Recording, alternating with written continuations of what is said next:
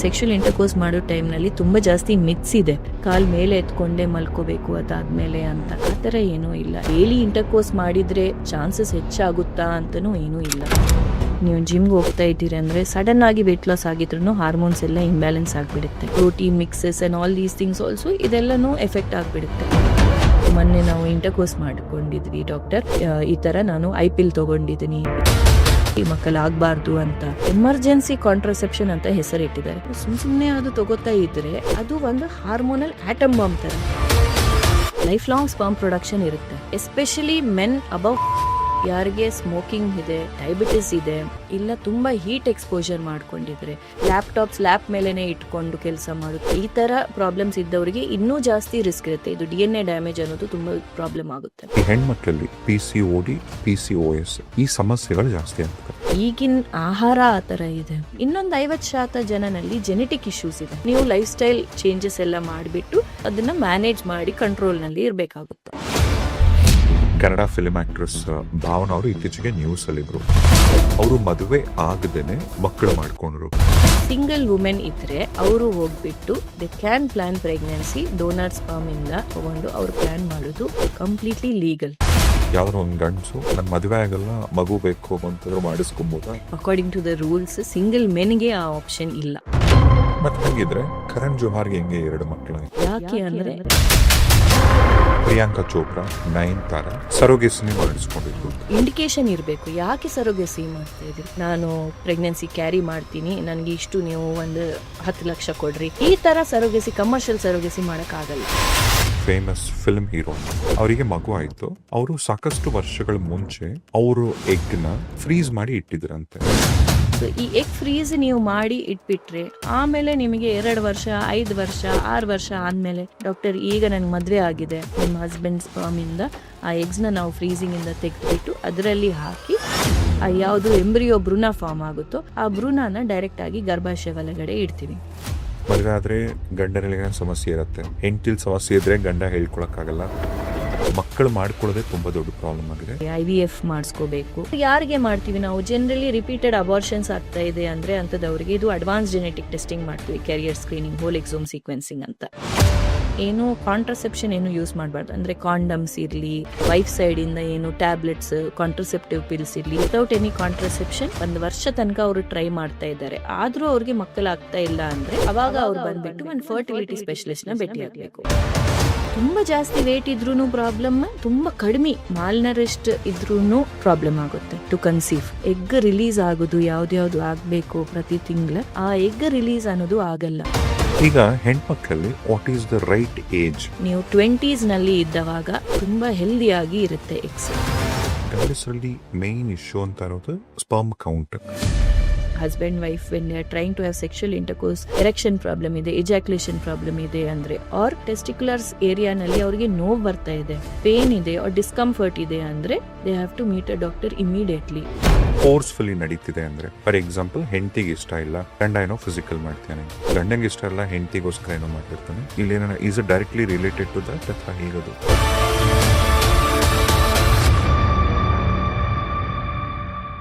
ರಾಜೇಶ್ ವಿಲ್ಸ್ನ ಈ ಮತ್ತೊಂದು ಪಾಡ್ಕಾಸ್ಟ್ಗೆ ಸ್ವಾಗತ. ಇವತ್ತು ಪಾಡ್ಕಾಸ್ಟ್ ಬಹಳ ಹೆಲ್ಪ್ ಆಗತ್ತೆ, ಎಸ್ಪೆಷಲಿ ಮದುವೆ ಆಗಿರ್ತಕ್ಕಂಥ ಕಪಲ್ಸ್ಗೆ. ಗಂಡ ಹೆಂಡತರಂತೂ ಮಸ್ಟ್ ಅಂಡ್ ಶುಡ್ ನೋಡ್ಲೇಬೇಕಿದು. ಮದುವೆ ಆಗ್ಬೇಕು ಅಂತ ಈಗ ಪ್ಲಾನ್ ಮಾಡ್ತಿರ್ತಾರಲ್ಲ, ಈಗ ಇನ್ನೊಂದು 3 ತಿಂಗಳಲ್ಲೋ ಇನ್ನೊಂದು ವರ್ಷದಲ್ಲೋ ನೀವು ಯಾವಾಗಾದ್ರೂ ಸರಿ ನೀವು ಮದುವೆ ಆಗ್ಬೇಕು ಅಂತ ಪ್ಲಾನ್ ಮಾಡಿದ್ರೆ ಈ ಪಾಡ್ಕಾಸ್ಟ್ ಅಂತೂ ಸ್ಪೆಷಲ್ ಆಗಿ ನಿಮಗೆ ತುಂಬಾನೇ ಹೆಲ್ಪ್ ಆಗತ್ತೆ. ಯಾಕೆ ಏನು ಅಂತ ಕ್ರಮೇಣ ನಾವು ಮಾತಾಡ್ತಾ ಹೋಗ್ತೀವಿ. ದೊಡ್ಡವರು ಒಂದು ಮಾತು ಹೇಳಿದ್ದಾರೆ, ಇದು ನೆನ್ನೆ ಮೊನ್ನೆ ಹೇಳಿದ್ದಲ್ಲ, ಇದು ಒಂದು ಅದ್ಭುತವಾದಂಥ ಮಾತು. ಏನು ಅಂದ್ರೆ, ಮಕ್ಕಳಿರಲ್ಲವಾ ಮನೆ ತುಂಬಾ ಅಂತ. ಮನೆ ತುಂಬಾ ಮಕ್ಕಳಿದ್ರೆ ಅದೊಂದು ಎನರ್ಜಿ ಮನೇಲಿ. ಬಟ್ ಇತ್ತೀಚೆಗೆ ನೀವು ಗಮನಿಸ್ತಾ ಹೋದ್ರೆ ನಮ್ಮ ಭಾರತ ದೇಶದಲ್ಲೇ ಈ ಮಕ್ಕಳು ಪಡೆಯುವುದು ಕೂಡ, ಅಂದ್ರೆ ಏನ್ ಹೇಳ್ತೀನಿ ಅಂದ್ರೆ, ಈ ಇನ್ಫರ್ಟಿಲಿಟಿ ಕೇಸಸ್ ತುಂಬಾ ಜಾಸ್ತಿ ಆಗ್ತದೆ. ಮದುವೆ ಆದ್ರೆ ಗಂಡನಲ್ಲಿ ಸಮಸ್ಯೆ ಇರತ್ತೆ, ಅದನ್ನ ಹೆಂಡತಿ ಹೇಳ್ಕೊಳಕ್ಕಾಗಲ್ಲ, ಹೆಂಡತಿಲ್ ಸಮಸ್ಯೆ ಇದ್ರೆ ಗಂಡ ಹೇಳ್ಕೊಳಕ್ಕಾಗಲ್ಲ. ಮಕ್ಕಳು ಮಾಡ್ಕೊಳ್ಳೋದೇ ತುಂಬಾ ದೊಡ್ಡ ಪ್ರಾಬ್ಲಮ್ ಆಗಿದೆ. ಈ ಗಂಡ ಹೆಂಡತಿ ನಡುವೆ ಇರ್ತಕ್ಕಂಥ ಒಂದು ಸೆಕ್ಷುವಲ್ ಹೆಲ್ತ್ ಆಗ್ಲಿ ಅಥವಾ ಅವರಿಬ್ಬರ ನಡುವೆ ಇರಬೇಕಾದಂತ ಒಳ್ಳೆ ಸಂಬಂಧ ಇನ್ನೂ ಜಾಸ್ತಿ ಬಲಪಡಿಸೋದು ಆ ಗಂಡ ಹೆಂಡತಿಗೆ ಒಂದು ಮಗು ಆದಾಗ. ಬನ್ನಿ ಇವತ್ತು ಈ ತರದ್ದು ಏನೇನ್ ಪರ್ಸನಲ್ ಇಶ್ಯೂಸ್ ಏನೇನಿದ್ರು ಎಲ್ಲ ಕೂಡ ಇವತ್ತು ನಾವು ಅಡ್ರೆಸ್ ಮಾಡೋಣ. ಎಸ್, ಅದ್ಭುತವಾದಂತ ಗೆಸ್ಟ್ ಇವತ್ತು ನಮ್ ಜೊತೆ ಇದ್ದಾರೆ ಡಾಕ್ಟರ್ ಸ್ನೇಹಾ ಶೆಟ್ಟಿ ಅವರು, ವೃಕ್ಷ ಇನ್ಫರ್ಟಿಲಿಟಿ ಸೆಂಟರ್ ಅವರು. ನಮಸ್ತೆ, ನಮಸ್ಕಾರ. ಹೇಗಿದ್ದೀರಾ? ನಾನು ಚೆನ್ನಾಗಿದ್ದೀನಿ, ನೀವು? ನಾ ತುಂಬಾ ಚೆನ್ನಾಗಿದ್ದೀನಿ. Thank you so much podcast ಬಂದಿದ್ದಕ್ಕೆ. Thank you for inviting us. So ಈಗ ಸದ್ಯಕ್ಕೆ ನಿಮ್ಮ ಈಗ ವೃಕ್ಷ ಫರ್ಟಿಲಿಟಿ ಸೆಂಟರ್ ಈಗ ಇರೋದು HSR ಲೇಔಟ್ ಅಲ್ಲೊಂದು, ವೈಟ್ ಫೀಲ್ಡ್ ಅಲ್ಲೊಂದು. ಸೊ ಈಗ ಪ್ರತಿದಿನ ನಿಮ್ಮ ಕ್ಲಿನಿಕ್ಗೆ ಸಾಕಷ್ಟು ಕೇಸಸ್ನ, ಹಾಸ್ಪಿಟಲ್ ತುಂಬಾ ಕೇಸಸ್ನ ಅಡ್ರೆಸ್ ಮಾಡಿದ್ರು. ಇದುವರೆಗೂ ಫಸ್ಟ್ ವಿಲ್ ಸ್ಟಾರ್ಟ್ ವಿತ್ ಒಂದು ಕೇಸ್ ಡಾಕ್ಟರ್. ಯಾವ್ದಾದ್ರು ಹೇಗಂದ್ರೆ ನಿಮಗೆ ತುಂಬಾ ಚಾಲೆಂಜಿಂಗ್ ಆಗಿದ್ದು, ನೀವು ಹ್ಯಾಂಡಲ್ ಮಾಡಿದಂತ ಒಂದು ಕೇಸ್. ಇತ್ತೀಚಿನ ನೀವು ನೋಡಿದ್ರೆ ಇಷ್ಟೊಂದು ಫರ್ಟಿಲಿಟಿ ಸೆಂಟರ್ಸ್ ಅನ್ನೋದು ಬಂದಿದೆ. ಸೊ ಸುಮಾರು ಜನ ಫರ್ಟಿಲಿಟಿ ಸಮಸ್ಯೆ ಅಂದ ತಕ್ಷಣ ಅವ್ರು ಹೋಗ್ಬಿಟ್ಟು ತೋರಿಸ್ಕೊಂಡು ಫರ್ಟಿಲಿಟಿ ಟ್ರೀಟ್ಮೆಂಟ್ಸ್ ಅನ್ನೋದು ಸ್ಟಾರ್ಟ್ ಮಾಡ್ತಾ ಇದ್ದಾರೆ. ಇದೇ ತರ ಒಂದು ಕಪಲ್ ಅವರು ಹೋಗ್ಬಿಟ್ಟು ತೋರಿಸ್ಕೊಂಡಿದ್ದಾರೆ, ಅವರಿಗೆ IVF ಮಾಡಿಸ್ಕೋಬೇಕು, IVF ಮೂಲಕವಾಗಿ ನಿಮಗೆ ಟ್ರೀಟ್ಮೆಂಟ್ ಆಗಿ ಮಗು ಆಗುತ್ತೆ ಅಂತ ಅವರು ಸುಮಾರು ಸಲ almost 9 cycles of IVF treatment ಮಾಡ್ಕೊಂಡಿದ್ದಾರೆ. 1, 2, 3 ಒಂದು ಸೆಂಟರ್, ಆ ಥರ ಬೇರೆ ಬೇರೆ ಸೆಂಟರ್ಸ್ಗೆ ಹೋಗ್ಬಿಟ್ಟು ಟ್ರೀಟ್ಮೆಂಟ್ಸ್ ಎಲ್ಲ ತಗೊಂಡು ಆದ್ರೂ ಅವ್ರಿಗೆ ಆಗಿಲ್ಲ. ಅವರಿಗೆ ಥರ್ಡ್ ಪಾರ್ಟಿ ರಿಪ್ರೊಡಕ್ಷನ್ ಅಂತ ಕರಿತೀವಿ, ಅಂದ್ರೆ ಡೋನಾರ್ ಮೊಟ್ಟೆಗಳು ತಗೊಂಡು. ಈಗ ನಮಗೆ ರಕ್ತ ಬೇಕಂದ್ರೆ ಹೇಗೆ ನಾವು ಬ್ಲಡ್ ಬ್ಯಾಂಕ್ ಹೋಗ್ತೀವಿ, ಆ ಥರ ಮೊಟ್ಟೆ ಇಲ್ಲ ಅವ್ರು ಚೆನ್ನಾಗಿಲ್ಲ ಅಂದ್ರೆ ನಾವು ಡೋನಾರ್ ART ಬ್ಯಾಂಕ್ ಅಂತ ಒಂದು ಇದೆ, assisted reproductive technology ART bank. IRT ಬ್ಯಾಂಕ್ಗೆ ನಾವು ಅಪ್ಲೈ ಮಾಡಿಬಿಟ್ಟು ಅವ್ರು ಡೋನರ್ಸ್ಗೆ ಕರೆದ್ಬಿಟ್ಟು ಆ ಡೋನರ್ ಮೊಟ್ಟೆಯಿಂದ ಪ್ರೆಗ್ನೆನ್ಸಿ ಪ್ಲಾನ್ ಮಾಡ್ರಿ ಅಂತ ಅವ್ರಿಗೂ ಅಡ್ವೈಸ್ ಕೊಟ್ಟರು. ಇಷ್ಟೆಲ್ಲ ತಗೊಂಡಿದ್ರಲ್ವಾ ಟ್ರೀಟ್ಮೆಂಟ್, ಹಾರ್ಮೋನ್ಸ್ ಎಫೆಕ್ಟ್ ಆಗುತ್ತೆ, ಬಾಡಿ ಎಲ್ಲ ಹಾಳಾಗುತ್ತೆ ಅಂತ. ಅವ್ರಿಗೆ ಎಷ್ಟು ಹೇಳಿದ್ರು ಅವ್ರಿಗೆ ಒಂದೇ ಇತ್ತು, ಇಲ್ಲ ಮೇಡಮ್ ನಾವು ನಮ್ಮದ್ರಿಂದನೇ ಟ್ರೈ ಮಾಡ್ತೀವಿ ಅಂತ. ಅವರು ಬಂದು ನಮ್ಮ ಕಡೆ ಇನ್ನೊಂದ್ಸಲ ನಾನು ಟ್ರೈ ಮಾಡ್ತೀನಿ ಡಾಕ್ಟರ್, ಬೈ ಗಾಡ್ಸ್ ಗ್ರೇಸ್ ನಂದು ಹೆಲ್ತ್ ಎಲ್ಲ ಚೆನ್ನಾಗಿದೆ, ಇನ್ನೊಂದ್ಸಲ ನೀವು ಟ್ರೈ ಮಾಡ್ರಿ, ಆಗಿಲ್ಲ ಅಂದ್ರೆ ನಾವು ಡೋನಾರ್ ಎಗ್ಗೆ ಹೋಗ್ತೀವಿ ಅಂತ. ಅವಾಗ ಹೇಗೆ ಪ್ಲಾನ್ ಮಾಡೋದು ಏನು ಅಂತ ನಾವು ಎಲ್ಲ ಬೇಸಿಕ್ ಚೆಕ್ ಎಲ್ಲ ಮಾಡಿಬಿಟ್ಟು ಅವ್ರಿಗೆ ಒಂದು ಪರ್ಸನಲೈಸ್ ಟ್ರೀಟ್ಮೆಂಟ್ ಅಪ್ರೋಚ್ ಮಾಡಿ, ಹಾಕೋದು ಭ್ರೂಣ ಹಾಕೋ ಟೈಮಿಂಗ್ ಸರಿ ಇದೆಯಾ ಇಲ್ಲ, ಭ್ರೂಣ ಮೇಲೆ ಜೆನೆಟಿಕ್ ಟೆಸ್ಟ್ ಮಾಡಿ, ಅವರಿಬ್ರದ್ದು ಅಡ್ವಾನ್ಸ್ ಜೆನೆಟಿಕ್ ಟೆಸ್ಟಿಂಗ್ಸ್ ಎಲ್ಲ ಮಾಡಿ, ಒಂದು ಕಾಮನ್ ಜೀನ್ ಇತ್ತು ಅವರಿಬ್ರು ಮಧ್ಯನಲ್ಲಿ, ವಿಚ್ ಇಸ್ ಅದು ಎರಡು ಸೇರ್ಬಿಟ್ಟು ಮಗುಗೆ ದೊಡ್ಡ ಪ್ರಾಬ್ಲಮ್ ಆಗುತ್ತೆ. ಅದು ಯಾರಿಗೆ ಮಾಡ್ತೀವಿ ನಾವು? ಜನರಲಿ ರಿಪೀಟೆಡ್ ಅಬಾರ್ಷನ್ಸ್ ಆಗ್ತಾ ಇದೆ ಅಂದ್ರೆ ಅಂಥದ್ದವ್ರಿಗೆ ಇದು ಅಡ್ವಾನ್ಸ್ ಜೆನೆಟಿಕ್ ಟೆಸ್ಟಿಂಗ್ ಮಾಡ್ತೀವಿ, ಕ್ಯಾರಿಯರ್ ಸ್ಕ್ರೀನಿಂಗ್, ಹೋಲ್ ಎಕ್ಸೋಮ್ ಸೀಕ್ವೆನ್ಸಿಂಗ್ ಅಂತ. ಅವ್ರಿಗೆ ನಾವು ಅದು ಮಾಡಿದ್ರೆ ಅವರಿಬ್ರಲ್ಲಿ ಸೇಮ್ ಜೀನ್ ಕಾಮನ್ ಇದೆ, ಆ ಜೀನ್ ಇಂದಾನೆ ಅವ್ರಿಗೆ ಪ್ರಾಬ್ಲಮ್ ಆಗ್ತಾ ಇದೆ ಅಂತ ಗೊತ್ತಾಗಿದೆ. ಸೊ ಆ ಜೀನ್ ನ ನಾವು ಎಂಬ್ರಿಯೋ ಮೇಲೆ ಟೆಸ್ಟ್ ಮಾಡಿದ್ವಿ, ಮಾಡಿಬಿಟ್ಟು ಹಾಕು ಟೈಮ್ ಕರೆಕ್ಟ್ ಇದೆಯಾ ಇಲ್ಲ ಅಂತ ಎರಾ ಟೆಸ್ಟ್ ಅಂತ ಮಾಡಿಬಿಟ್ಟು ಅದು ಹಾಕಿದ ತಕ್ಷಣ by God's grace they got pregnant and they recently came with their baby after delivery. So that was one. ಈ ತರ ಸುಮಾರು ಕೇಸಸ್ ಇದೆ, but this case was very special because generally ಏನಾಗುತ್ತೆ, 2-3 IVF ಆದ್ಮೇಲೆ ಅವರು ಡೋನರ್ ಎಗ್ಗೆ ಹೋಗುದು ಇಲ್ಲ ಬೇರೆ ಆಪ್ಷನ್ಸ್ ಎಲ್ಲ ನೋಡ್ತಾರೆ. But hats off to this couple's patience, her patience and her belief. ಅದು ಇಲ್ಲ ನಾನು ಇನ್ನೊಂದ್ಸಲ ಟ್ರೈ ಮಾಡೋಣ, ಅದು ಇದು ಬೇರೆ ಎಲ್ಲ ಸುಮಾರು ಟ್ರೀಟ್ಮೆಂಟ್ಗಳು ಮಾಡಿದ್ರು, ಸುಮಾರು ದೇವಸ್ಥಾನಕ್ಕೆ ಹೋಗಿದ್ದಾರೆ, ಅದು ಇದು ಯಾವ ದೇವ್ರದ್ದು ಏನು ಗೊತ್ತಿಲ್ಲ, but by God's grace she got pregnant and has a healthy lovely beautiful girl. Doctor, ಈಗ ಮದುವೆ ಆದ ತಕ್ಷಣ, ಈಗ ಒಂದು ಗಂಡು ಹೆಣ್ಣು ಮೇಲನ ಆದ ಅಂತ ಟೈಮಲ್ಲಿ ಮದುವೆ ಆದ್ಮೇಲೆ ಅವರು ನ್ಯಾಚುರಲಿ ಎಷ್ಟು ದಿನದ ತನಕ ವೆಯ್ಟ್ ಮಾಡಬೇಕು ಅಂದ್ರೆ ಕನ್ಸೀವ್ ಆಗಕ್ಕೆ ಅಂತ? ಈಗ ಮುಂಚೆ ಎಲ್ಲ ಮದುವೆ ಆದ್ರೆ ಇಮಿಡಿಯೇಟ್ಲಿ ಬೇಗನೆ ಮಕ್ಳು ಮಾಡ್ಕೊಂಡ್ಬಿಡೋರು. ಈಗ ಮದುವೆ ಆಗಿದ್ದೊಂದು 3 ತಿಂಗಳಿಗೂ 4 ತಿಂಗಳಿಗೆಲ್ಲ ಪ್ರೆಗ್ನೆಂಟ್ ಆಗೋರು, ಅದೆಲ್ಲ ನಡೀತಿತ್ತು. ಈಗ ನಿಮ್ಮ ಪ್ರಕಾರ ಆಸ್ ಎ ಡಾಕ್ಟರ್, ಓಕೆ ಈಗ ಮದುವೆ ಆಗಿದೆ, ಈಗ ಎಷ್ಟು ದಿನ ವೆಯ್ಟ್ ಮಾಡಬೇಕು? ಸೊ ಮದ್ವೆ ಆಗಿ ಎಷ್ಟು ದಿನ ವೇಟ್ ಮಾಡಬೇಕು ಅದಕ್ಕಿಂತ ಜಾಸ್ತಿ ಅವರು ಟ್ರೈ ಮಾಡ್ತಾ ಇದ್ದಾರೆ ಅಂದ ತಕ್ಷಣ ಏನು ಕಾಂಟ್ರಸೆಪ್ಷನ್ ಏನು ಯೂಸ್ ಮಾಡಬಾರ್ದು. ಅಂದ್ರೆ ಕಾಂಡಮ್ಸ್ ಇರ್ಲಿ, ವೈಫ್ ಸೈಡ್ ಇಂದ ಏನು ಟ್ಯಾಬ್ಲೆಟ್ಸ್, ಕಾಂಟ್ರಸೆಪ್ಟಿವ್ ಪಿಲ್ಸ್ ಇರ್ಲಿ, ಈ ತರ ಏನೂ ಯೂಸ್ ಮಾಡ್ತಾ ಇಲ್ಲ ಅವರು. ವಿತೌಟ್ ಎನಿ ಕಾಂಟ್ರಸೆಪ್ಷನ್ 1 ವರ್ಷ ತನಕ ಅವರು ಟ್ರೈ ಮಾಡ್ತಾ ಇದ್ದಾರೆ, ಆದ್ರೂ ಅವ್ರಿಗೆ ಮಕ್ಕಳಾಗ್ತಾ ಇಲ್ಲ ಅಂದ್ರೆ ಅವಾಗ ಅವ್ರು ಬಂದ್ಬಿಟ್ಟು ಒಂದು ಫರ್ಟಿಲಿಟಿ ಸ್ಪೆಷಲಿಸ್ಟ್ ನ ಭೇಟಿ ಆಗ್ಬೇಕು. ಬಟ್ ಇದು ಯಾರಿಗೆ ಅಪ್ಲಿಕಬಲ್? ವೈಫ್ಗೆ ಕರೆಕ್ಟ್ ಆಗಿ ಪೀರಿಯಡ್ಸ್ ತಿಂಗಳು ಬರ್ತಾ ಇದೆ ಅಂದ್ರೆ ಅವರು ಇದು 1 ವರ್ಷ ವೇಟ್ ಮಾಡಬೇಕು. ಎರಡನೇದು ಆಕಿದು ಏಜ್ 35ಗಿಂತ ಕಡಿಮೆ ಇದೆ ಅಂದ್ರೆ ದೆನ್ ಇದು ಮಾಡಬೇಕು. ಮೂರನೇದು ಆಲ್ರೆಡಿ ಏನಾದ್ರು ನೋನ್ ಕಂಡೀಷನ್ ಇದೆ, ಡಯಾಬಿಟಿಸ್ ಇಲ್ಲ ಥೈರಾಯ್ಡ್ ಇಶ್ಯೂ ಏನಾದ್ರು ಪ್ರಾಬ್ಲಮ್ ಇದೆ ಇಬ್ರುನಲ್ಲಿ ಅಂದ್ರೆ ಅವ್ರು ಇಮಿಡಿಯೇಟ್ಲಿ ಬರಬೇಕು. 4ನೇದು ಇಫ್ ಇನ್ ಕೇಸ್ ಅವ್ರಿಗೆ ನ್ಯಾಚುರಲ್ ಟ್ರೈ ಮಾಡಲಿಕ್ಕೆ ಪ್ರಾಬ್ಲಮ್ ಆಗ್ತಾ ಇದೆ, ಬಿ ಇಟ್ ಫ್ರಮ್ ಹಸ್ಬೆಂಡ್ ಸೈಡಿಂದ ಎರೆಕ್ಷನ್ ಪ್ರಾಬ್ಲಮ್, ಎಜಾಕ್ಯುಲೇಷನ್ ಪ್ರಾಬ್ಲಮ್ ಇದೆ, ಇಲ್ಲ ವೈಫ್ ಸೈಡಿಂದ ಏನಾದ್ರು ಅವ್ರಿಗೆ ಸೇರುವಾಗ ತುಂಬ ಜಾಸ್ತಿ ನೋವು ಬರ್ತಾ ಇದೆ, ಈ ಥರ ಪ್ರಾಬ್ಲಮ್ಸ್ ಇದೆ ಅಂದರೆ 1 ವರ್ಷ ತನಕ ವೇಟ್ ಮಾಡಬಾರ್ದು. ಇಮಿಡಿಯೇಟ್ಲಿ ನೀವು ಬಂದುಬಿಟ್ಟು ಚೆಕಪ್ ಮಾಡಿಕೊಂಡು ಪ್ರಾಬ್ಲಮ್ ಏನು ಅಂತ ಚೆಕ್ ಮಾಡಿ ಅದರ ಪ್ರಕಾರ ಟ್ರೀಟ್ಮೆಂಟ್ ಮೇ ಬಿ ಬೇಕಾಗುತ್ತೆ. ಸ್ವಲ್ಪ ಜನಗೆ ಕಂಡೀಷನ್ ಪ್ರಕಾರ ನಾವು ಬರೀ ಸ್ವಲ್ಪ ಮೆಡಿಸಿನ್ಸ್ ಕೊಟ್ಟರೆ ಸಾಕಾಗುತ್ತೆ. ಈಗ ಜೊತೆಗೆ ಈಗ ನಮ್ಮ ಹೆಲ್ತ್ ಹೇಗೆ ಹೊರಗಡೆ ಫಿಸಿಕಲ್ ಹೆಲ್ತ್ ನೋಡ್ಕೋತೀವಿ, ಅದೇ ತರ ಸೆಕ್ಷುವಲ್ ಹೆಲ್ತ್ ಕೂಡ ತುಂಬಾನೇ ಇಂಪಾರ್ಟೆಂಟ್. ಕೆಲವರು ಮಾತಾಡ್ತಾರೆ, ಕೆಲವರು ಮಾತಾಡಲ್ಲ. ಸ್ಟಿಲ್ ಕೆಲವು ಮನೆಗಳಲ್ಲಿ ಇನ್ನು ಓಪನ್ ಆಗಿ ಗಂಡ ಹೆಂಡತಿ ಕಾನ್ವರ್ಸೇಷನ್ ಮಾಡಲ್ಲ. ಈಗ ಒಬ್ಬೊಬ್ಬರಿಂದನೇ ಶುರು ಮಾಡೋಣ. ಎಸ್ಪೆಷಲಿ ಹೆಣ್ಮಕ್ಳ ಸೆಕ್ಷುವಲ್ ಹೆಲ್ತ್ ಚೆನ್ನಾಗಿದೆ ಅಂದ್ರೆ ಅವರ ಬಾಡಿಲಿ ಏನೇನೆಲ್ಲ ಕರೆಕ್ಟ್ ಆಗಿ ನಡೀತಿರ್ಬೇಕು. ಸೆಕ್ಷುವಲ್ ಹೆಲ್ತ್ ಅಂದ ತಕ್ಷಣ ಡೆಫಿನೆಟ್ಲಿ ಫಸ್ಟ್ ಥಿಂಗ್ ಎಲ್ಲರಿಗೆ ಗೊತ್ತು ದಟ್ ಪೀರಿಯಡ್ಸ್ ಕರೆಕ್ಟ್ ಆಗಿ ಬರಬೇಕು. ಈಗ ಇದು ಕರೆಕ್ಟ್ ಆಗಿ ಬರ್ಬೇಕಂದ್ರೆ ಏನು, ಅಟ್ಲೀಸ್ಟ್ 21 ದಿನಗೆ ಒಮ್ಮೆ ಅವರಿಗೆ ಸೈಕಲ್ ಬರಬೇಕು ಮಿನಿಮಮ್. ಮ್ಯಾಕ್ಸಿಮಮ್ 35 ಡೇಸ್, 35 ದಿನ. ಸೊ ಇದರ 21 35 ದಿನಗೊಮ್ಮೆ ಅವರಿಗೆ ಸೈಕಲ್ ತಿಂಗಳ ಬರ್ತಾ ಇದೆ ಅಂದರೆ ದೆನ್ ಕರೆಕ್ಟ್ ಆಗಿ ಇದೆ. ಅವರಿಗೆ 90% ಎಗ್ ರಿಲೀಸ್ ಅನ್ನೋದು, ಮೊಟ್ಟೆ ರಿಲೀಸ್ ಅನ್ನೋದು ಆಗ್ತಾ ಇದೆ ಅಂತ ಅರ್ಥ.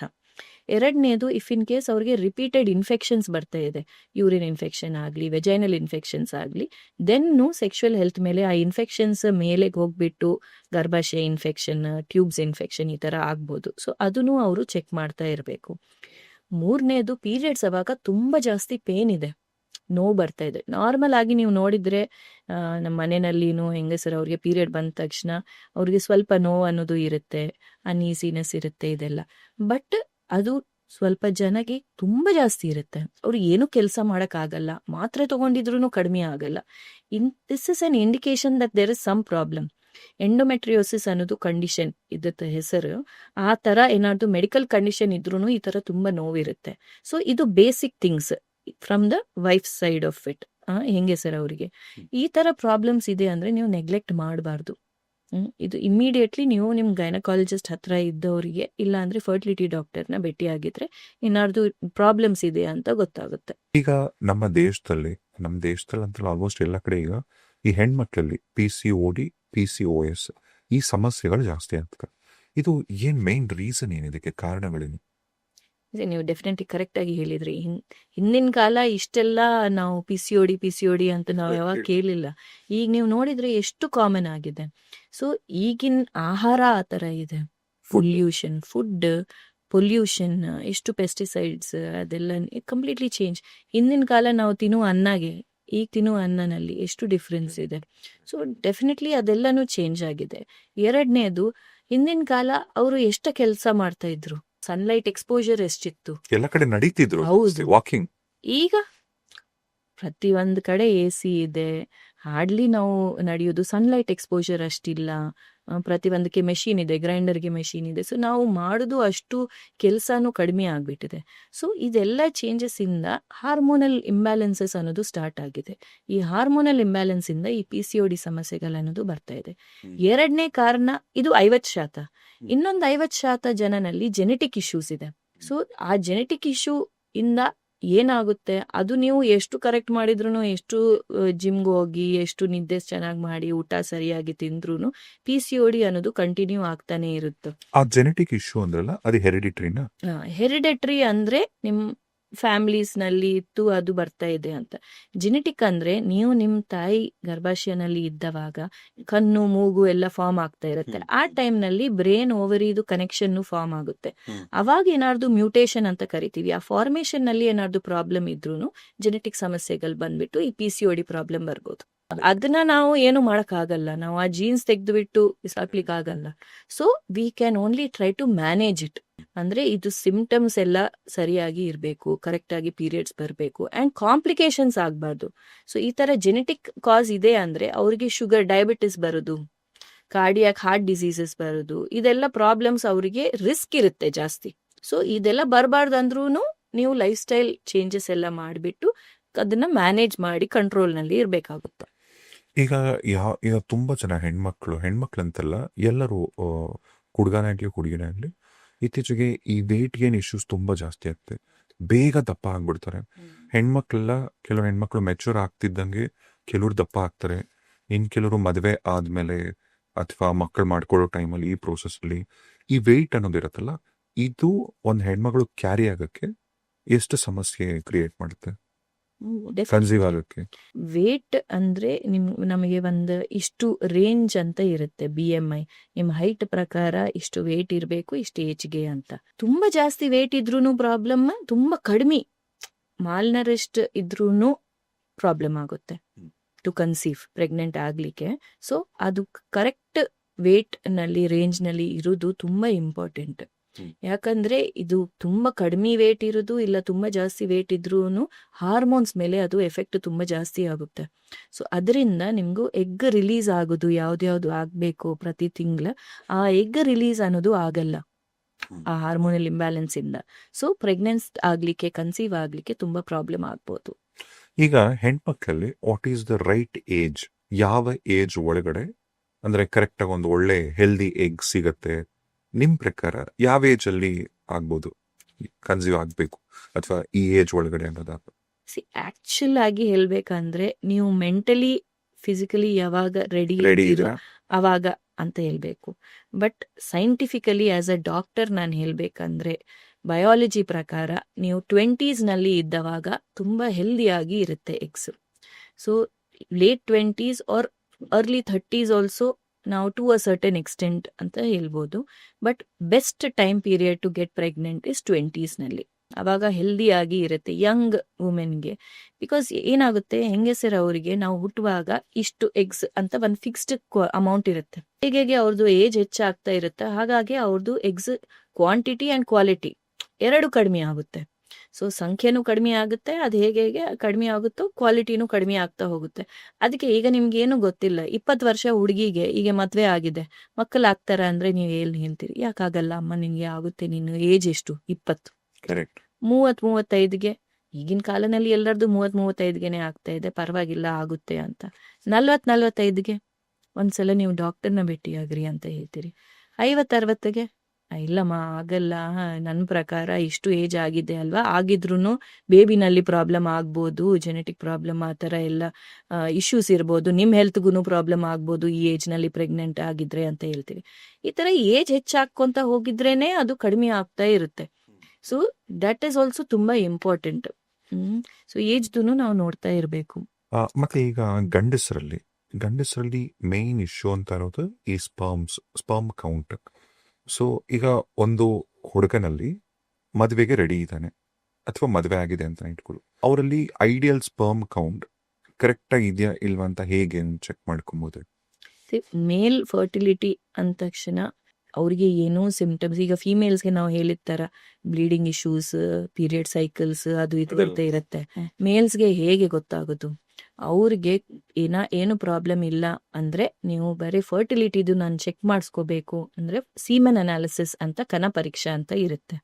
ಅದು ನೀವು ಫರ್ಟಿಲಿಟಿ ಸೆಂಟರ್ಗೆ ಹೋಗ್ಬಿಟ್ಟು ಯಾವಾಗಾದ್ರೂ ಒಂದ್ಸಲ ಒಳ್ಳೆ ಫರ್ಟಿಲಿಟಿ ಸೆಂಟರ್ನಲ್ಲಿ 3 to 5 days ಗ್ಯಾಪ್ ಇಂದ ಆಬ್ಸ್ಟೆನ್ಸ್ ಇಂದ ನೀವು ಹೋಗಿ ಅದು ಚೆಕ್ ಮಾಡಿಸ್ಕೊಳ್ಳಿ.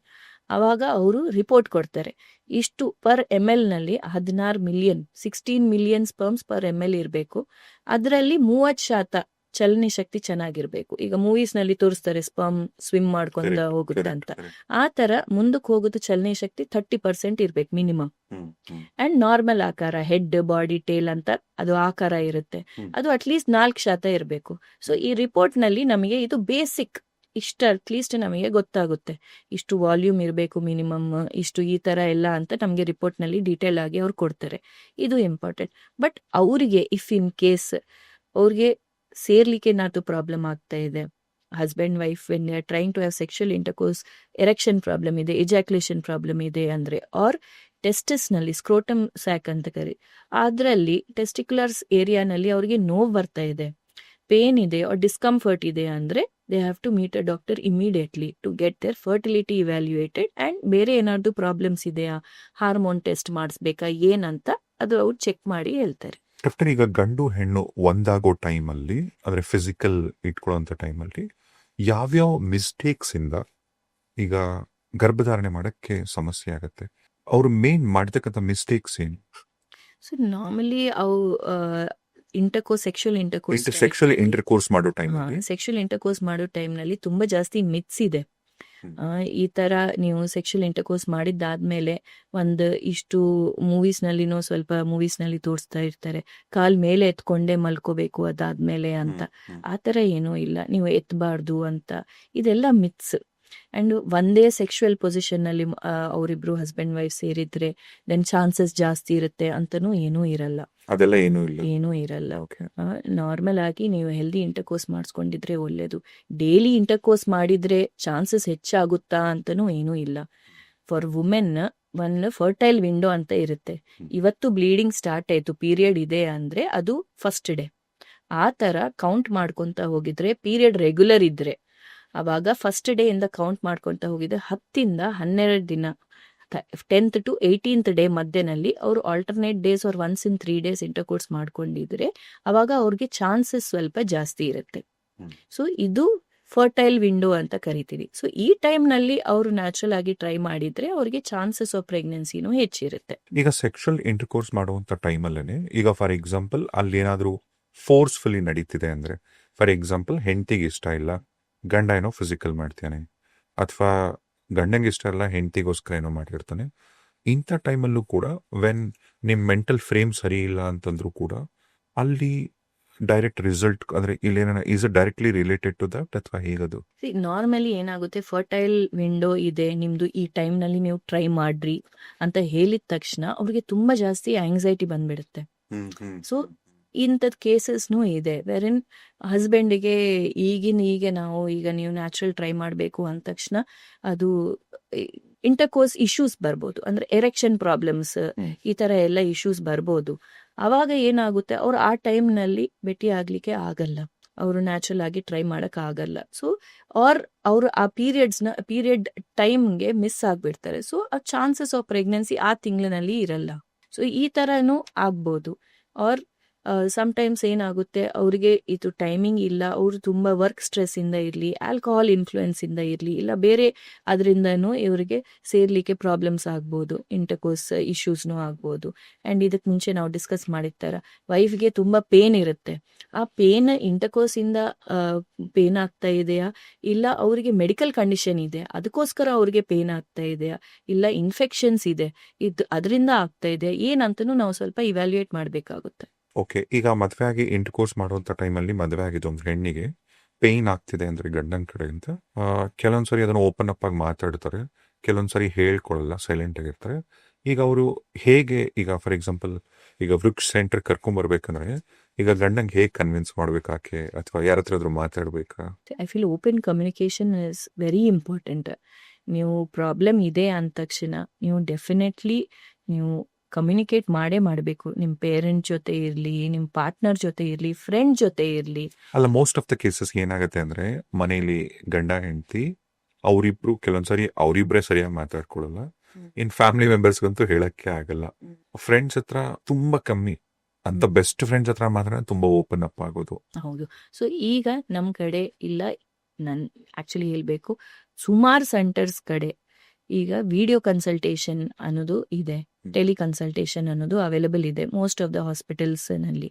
ಸೊ ಅವ್ರು ಒಂದ್ಸಲ ಟೆಲಿಕನ್ಸಲ್ಟೇಷನ್ ಅವ್ರು ಬರಕ್ಕಾಗಲ್ಲ ಅಂದ್ರೂ ನೀವು ಒಂದ್ಸಲ ಡಾಕ್ಟರ್ ಒಪಿನಿಯನ್ ತಗೊಳ್ಳಿ. ಅವರು ನಿಮ್ ಸಿಂಪ್ಟಮ್ಸ್ ಪ್ರಕಾರ ಅದು ಆಕ್ಚುಲಿ ಮೆಡಿಕಲ್ ಅಟೆನ್ಷನ್ ಏನಾದ್ರು ನಾವು ಕೊಡ್ಬೇಕಾ, ನಿಮ್ಗೆ ಹೋಗಿ ನೀವು ಚೆಕ್ಅಪ್ ಮಾಡಿಸ್ಕೊಳ್ಳಿ ಅಂತ ನಾವು ಹೇಳ್ಬೇಕಾ, ಇಲ್ಲಮ್ಮ ಇದು ನಾರ್ಮಲ್ ಈ ತರ ಇರುತ್ತೆ ಅದು ಇದು ಅಂತ ನಿಮ್ಗೆ ಏನೇನ್ ಡೌಟ್ಸ್ ಇರುತ್ತೆ ಅದು ನೀವು ಡೈರೆಕ್ಟ್ ಆಗಿ ಎಕ್ಸ್ಪರ್ಟ್ ಜೊತೆನೆ ಮಾತಾಡಿದ್ರೆ ನಿಮಗೆ ಕ್ಲಿಯರ್ ಆಗಿ ಎಲ್ಲ ನಿಮ್ಗೆ ಗೊತ್ತಾಗ್ಬಿಡುತ್ತೆ.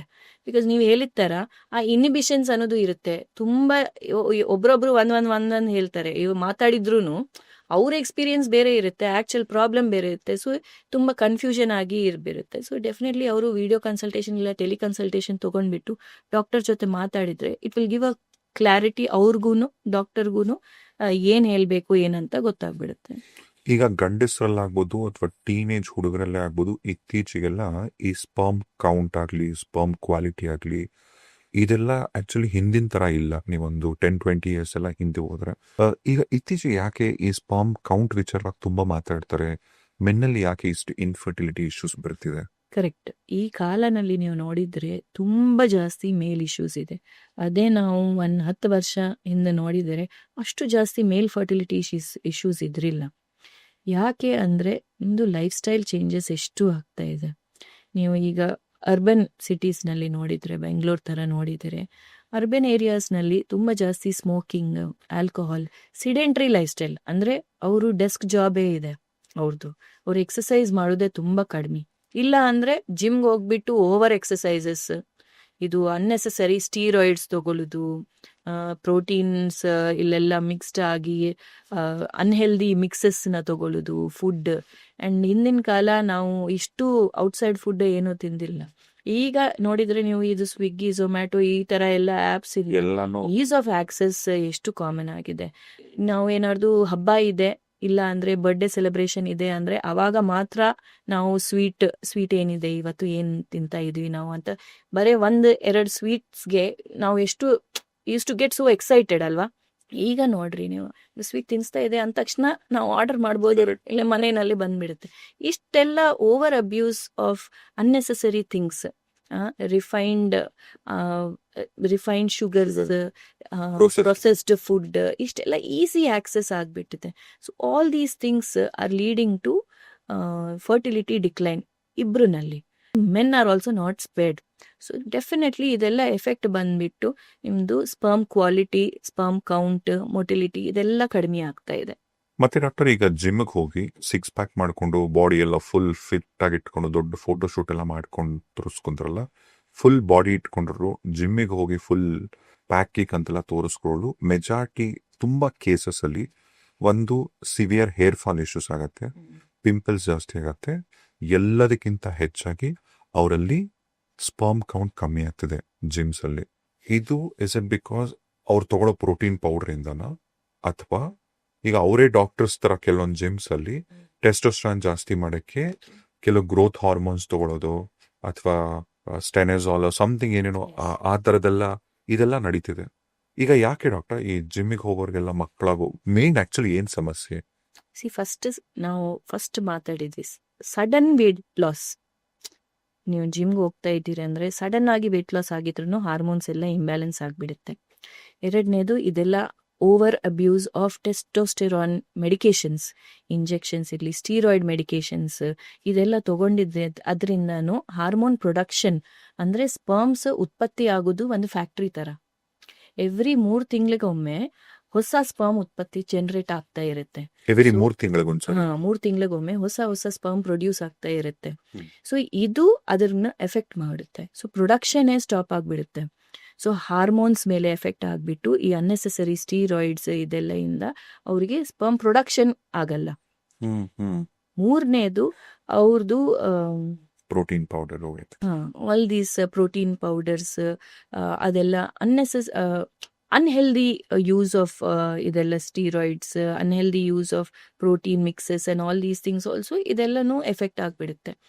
ನಾಲ್ಕನೇದು ಇದು ಜಿಮ್ಗೆ ಹೋಗೋರು ಎಲ್ಲರೂ they use free saunas, free steam baths ಅಂತ ಇರುತ್ತೆ.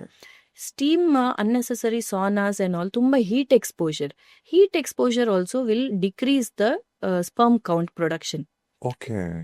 ಟೆಸ್ಟಸ್ ಅನ್ನೋದು ಬೀಜ ಅನ್ನೋದು ಎಲ್ಲಿ ಸ್ಪರ್ಮ್ ಪ್ರೊಡ್ಯೂಸ್ ಆಗುತ್ತೋ scrotal sacs R outside the body. Correct. ನಮ್ದು ದೇಹದ ಟೆಂಪರೇಚರ್ ಇಷ್ಟಿದೆ, 37 ಡಿಗ್ರೀಸ್ ಫಾರ್ ಎಕ್ಸಾಂಪಲ್ ಇದೆ ಅಂದ್ರೆ ಅದರದ್ದು ಟೆಂಪರೇಚರ್ 2 ಡಿಗ್ರಿ ಕಡಿಮೆನೇ ಇರುತ್ತೆ. ಸೊ ತುಂಬಾ ಟೈಟ್ ಕ್ಲೋತ್ಸ್ ಹಾಕೊಂಡಿದ್ರೆ, ಇಲ್ಲ ತುಂಬಾ ಹೀಟ್ ಎಕ್ಸ್ಪೋಜರ್ ಮಾಡ್ಕೊಂಡಿದ್ರೆ, ಲ್ಯಾಪ್ ಮೇಲೆನೆ ಇಟ್ಕೊಂಡು ಕೆಲಸ ಮಾಡೋದು ತುಂಬಾ ಹೀಟ್ ಎಕ್ಸ್ಪೋಜರ್ನು ಆಗುತ್ತೆ. ಅದರಿಂದನು ಟೆಸ್ಟಿಕಲ್ಸ್ ಆ ಪೋರ್ಷನ್ಗೆ ಹೀಟ್ ತಾಕಬಾರದು, ಹೀಟ್ ತುಂಬಾ ಜಾಸ್ತಿ ಈಗ ಅದೇ coming back to that hot saunas, ತುಂಬಾ hot water baths, steam baths ಇದೆಲ್ಲ ಇಂದನು ಟೆಸ್ಟಿಕಲ್ಸ್ ಮೇಲೆ ಎಲ್ಲ ಹೀಟ್ ಎಕ್ಸ್ಪೋಜರ್ ಜಾಸ್ತಿ ಆಗಿ ಸ್ಪರ್ಮ್ ಪ್ರೊಡಕ್ಷನ್ ಕಡಿಮೆ ಆಗುತ್ತೆ. ಸೊ ಅದಕ್ಕೆ ನೀವು ನೋಡಿದ್ರೆ ತುಂಬಾ ಜಾಸ್ತಿ ಜಿಮ್ ಮಾಡಿ ತುಂಬಾ ಜಾಸ್ತಿ ಇದೆಲ್ಲ ಮಾಡೋರಿಗೆ ಡೆಫಿನೆಟ್ಲಿ ಸ್ವಲ್ಪ ಎಫೆಕ್ಟ್ ಇರುತ್ತೆ compared to someone who is not ಅಷ್ಟು ಜಾಸ್ತಿ ಮಾಡ್ತಾ ಇಲ್ಲ ಅಂದವ್ರಿಗೆ.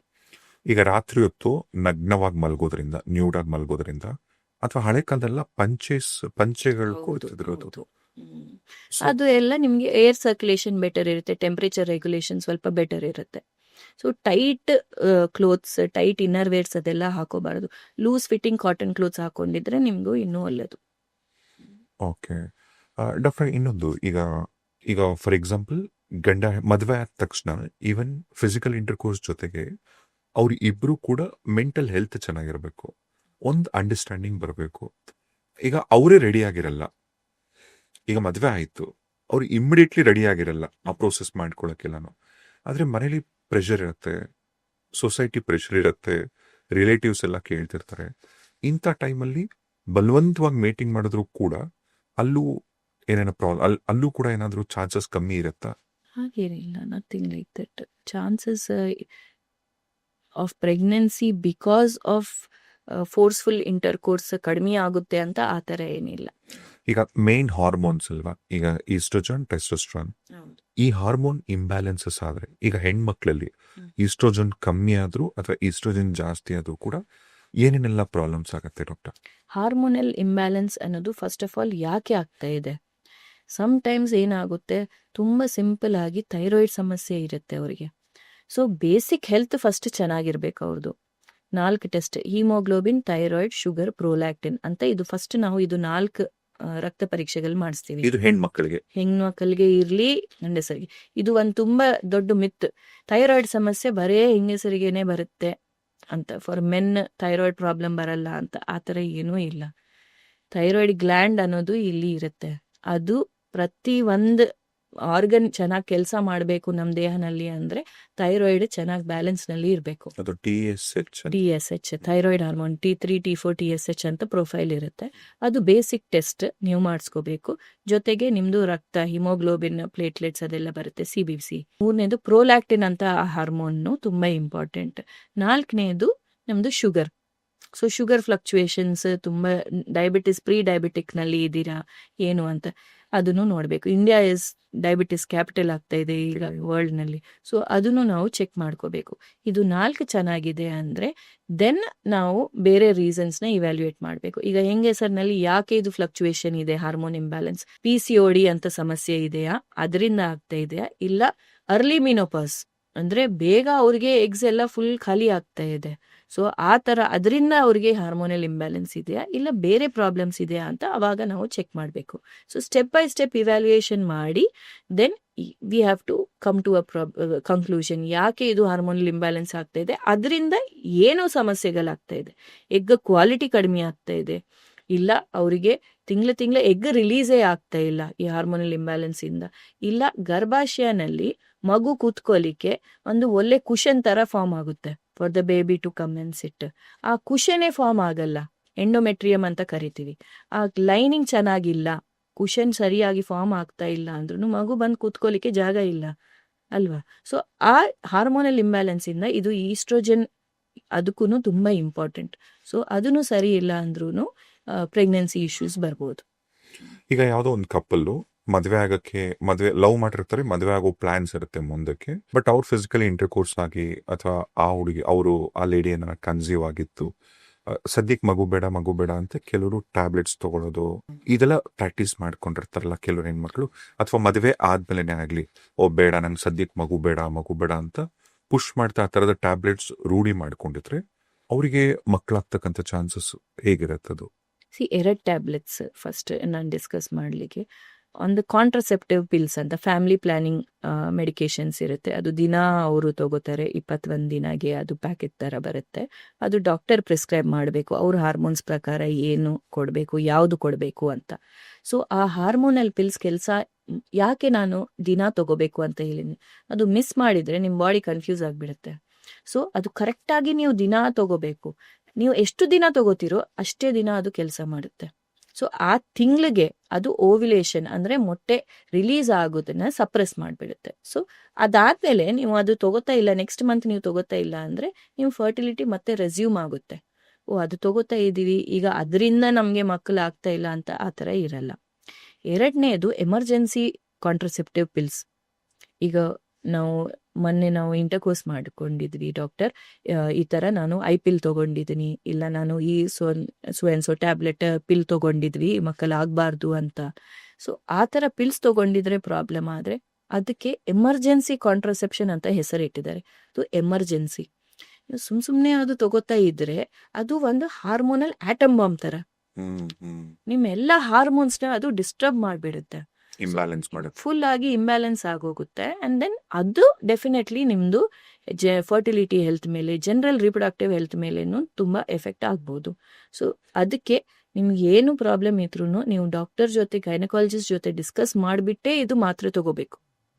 ಸೊ ದಟ್ ನಿಮ್ಗೆ ಫ್ಯೂಚರ್ ಫರ್ಟಿಲಿಟಿ ಮೇಲೆ ಎಫೆಕ್ಟ್ ಆಗ್ಬಾರ್ದಂತ. ಈಗ ಸೆಕ್ಷುವಲ್ ಹೆಲ್ತ್ ಅಂತ, ಸೆಕ್ಷುವಲ್ ಡ್ರೈವ್ಗೋಸ್ಕರ ಈಗ ಗಂಡಸರು ಕೂಡ ಪ್ರಾಕ್ಟೀಸ್ ಮಾಡ್ಕೊಂಡಿರ್ತಾರೆ. ಕೆಲವರು ಈಗ ಟ್ಯಾಬ್ಲೆಟ್ಸ್ ಥರ ತಗೊಳ್ಳೋದು ಅಥವಾ ವಯಾಗ್ರ ಥರ ತಗೊಳ್ಳೋದು, ಈ ಥರದ್ದೆಲ್ಲ. ಈಗ ಅದೊಂದು ಪರ್ಸೆಪ್ಷನ್, ಅಂದರೆ ಅದೊಂದು ಇರ್ಬೋದು ಇನ್ನು ತಲೆಯಲ್ಲಿ, ಏನಂದ್ರೆ ವಯಾಗ್ರ ತೊಗೊಂಡ್ರೆ ಮಕ್ಕಳಾಗತ್ತೆ ಅಂತ. ಬರೀ ಅದು ಸೆಕ್ಷುವಲ್ ಡ್ರೈವ್ ಮಾತ್ರ ಜಾಸ್ತಿ ಮಾಡ್ಬೋದೇ ಹೊರತು it is no way related to. ಇಲ್ಲ, ಆ ಥರ ಏನೂ ಇಲ್ಲ. ಇದು ಇಂಟರ್ ಕೋರ್ಸ್ಗೆ ನಿಮಗೆ ಹೆಲ್ಪ್ ಆಗುತ್ತೆ, ಬಟ್ ಮಕ್ಕಳಾಗಲಿಕ್ಕೆ ನಿಮಗೆ ಸ್ಪರ್ಮ್ ಕೌಂಟ್ ಅದು ಇನ್ಕ್ರೀಸ್ ಮಾಡಲ್ಲ, ಇಲ್ಲ ಯಾವುದೇ ರೀತಿ ಇನ್ನು ಫರ್ಟಿಲಿಟಿ ಎನ್ಹಾನ್ಸಿಂಗ್ ಏನೋ ಎಫೆಕ್ಟ್ ಇರಲ್ಲ. ಮತ್ತೆ ಈಗ ಮದುವೆ, ಈಗ ಗಂಡಲ್ಲಾಗ್ಲಿ ಹೆಣ್ಣಲ್ಲಾಗ್ಲಿ ಇಶ್ಯೂಸ್ ಇದ್ದಾಗ ಅವ್ರು ಅದನ್ನ ಫಿಕ್ಸ್ ಮಾಡ್ಕೊಳ್ಳೋದು ಬಿಟ್ಟು ಕೆಲವೊಂದ್ಸಾರಿ ಬೇರೆ ಬೇರೆ ಪ್ರಾಕ್ಟೀಸಸ್ ಮಾಡಕ್ ಶುರು ಮಾಡ್ತಾರೆ. ಅಂದ್ರೆ ಈಗ ಯಾರೋ ಹೇಳಿದ್ರು ಅಂತ ಫುಡ್, ಒಂದು ಪರ್ಟಿಕ್ಯುಲರ್ ಫುಡ್ನೇ ಚೆನ್ನಾಗಿ ತಿನ್ನೋದು. ಈಗ ಹಳೆ ಕಾಲದಲ್ಲೆಲ್ಲ ಈಗ ಗಂಡಸರ ವಿಚಾರದಲ್ಲಿ ಅವರಿಗೆ ನುಗ್ಗೆಕಾಯಿ ಚೆನ್ನಾಗಿ ತಿನ್ನಿ ಅನ್ನೋರು, ಅಥವಾ ಅದೇನೇನೋ ಆಯುರ್ವೇದಿಕ್ ಪೇಸ್ಟ್ ಎಲ್ಲ ಕೊಡೋರು, ಡ್ರೈ ಫ್ರೂಟ್ಸ್ ತಿನ್ನಿ ಅಂತ ಹೇಳೋರು. ಇದೆಲ್ಲ ಈಗಲೂ ವರ್ಕ್ ಆಗತ್ತಾ? See, you have to have one balanced diet ಇರಬೇಕು ನಿಮಗೆ, ಒಂದು ಒಳ್ಳೆ ಆಹಾರ. ಇದೇ ಡೈಟ್ ತಿನ್ನಬೇಕು, ಅದೇ ಒಂದು ತಿನ್ನಬೇಕು, ಇದೇ ಪಲ್ಯ ತಿನ್ನಬೇಕು, ಅದೇ ಬರೇ ಇದು ತಿನ್ಬೇಕು ಅನ್ನೋದು ಯಾವುದೇ ರೀತಿ ನೀವು ಏನು ತಿಂದ್ರೂ ಲೈಫ್ನಲ್ಲಿ anything in excess is bad. ಏನು ಜಾಸ್ತಿ ಅತಿ ಮಾಡಬಾರ್ದು. ಅತಿ ಯಾವುದು ಮಾಡಿದ್ರು ನಮ್ಮ ಬಾಡಿಗೆ ಅದು ಒಳ್ಳೇದಲ್ಲ. Same thing for fertility also. ಏನೋ ಮ್ಯಾಜಿಕ್ ಫುಡ್, ಮ್ಯಾಜಿಕ್ ಫ್ರೂಟ್ ಅಂತೂ ಯಾವುದೂ ಇಲ್ಲ. ಓವರ್ ಆಲ್ ನಿಮ್ಮ ಪ್ಲೇಟ್ ಕಲರ್ಫುಲ್ ಆಗಿ ಇರಬೇಕು. ಇಷ್ಟು ಅನ್ನ ತಿಂತಾ ಇದ್ದೀರಿ, ಇಷ್ಟು ಪಲ್ಯ ತಿನ್ನಬೇಕು, ಇಷ್ಟು fibre rich fruits and vegetables ತಗೋಬೇಕು ಅಂತ ನಿಮಗೆ ಪೋರ್ಷನ್ ಕಂಟ್ರೋಲ್ ಮಾಡಿ ಬ್ಯಾಲೆನ್ಸ್ಡ್ ಒಳ್ಳೆ ಆಹಾರ ತಗೋಬೇಕು ಅಷ್ಟೇ. ಓಕೆ ಡಾಕ್ಟರ್, ಇನ್ನೊಂದು ಒಂದು ಫೇಮಸ್ ಫಿಲ್ಮ್ ಹೀರೋಯಿನ್, ನಾನು ಹೆಸರು ಹೇಳಲ್ಲ ಇಲ್ಲಿ, ಅವರಿಗೆ ಮಗು ಆಯಿತು. ಅವರು ಸಾಕಷ್ಟು ವರ್ಷಗಳ ಮುಂಚೆ ಅವರು ಎಗ್ನ ಫ್ರೀಸ್ ಮಾಡಿ ಇಟ್ಟಿದ್ರಂತೆ. ಹೌದು, ಈಗ ಆ ಟೆಕ್ನಾಲಜಿ ಇದೆಯಾ? ಹೌದು, ತುಂಬಾ ಅಥವಾ ಆರ್ ಈಸ್ ಇಟ್ ಸೇಫ್? ಅದ್ರ ಬಗ್ಗೆ ಹೇಳಿ. ಹೌದು, ಎಗ್ ಫ್ರೀಸಿಂಗ್ ಅನ್ನೋದು ಅದು ಆಪ್ಷನ್.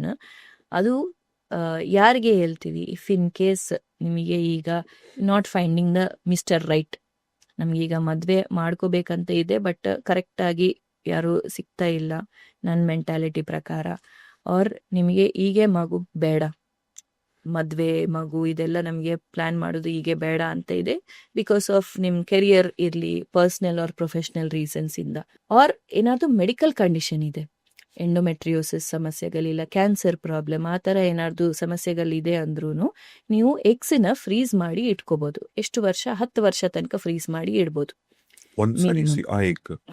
ಸೊ ಪ್ರತಿ ತಿಂಗಳಿಗೆ ಇಷ್ಟು ಅಂತ ಒಂದು ಬ್ಯಾಚ್ ಆಫ್ ಎಗ್ಸ್ ಒಂದು ಹುಡುಗಿಗೆ ಬರುತ್ತೆ.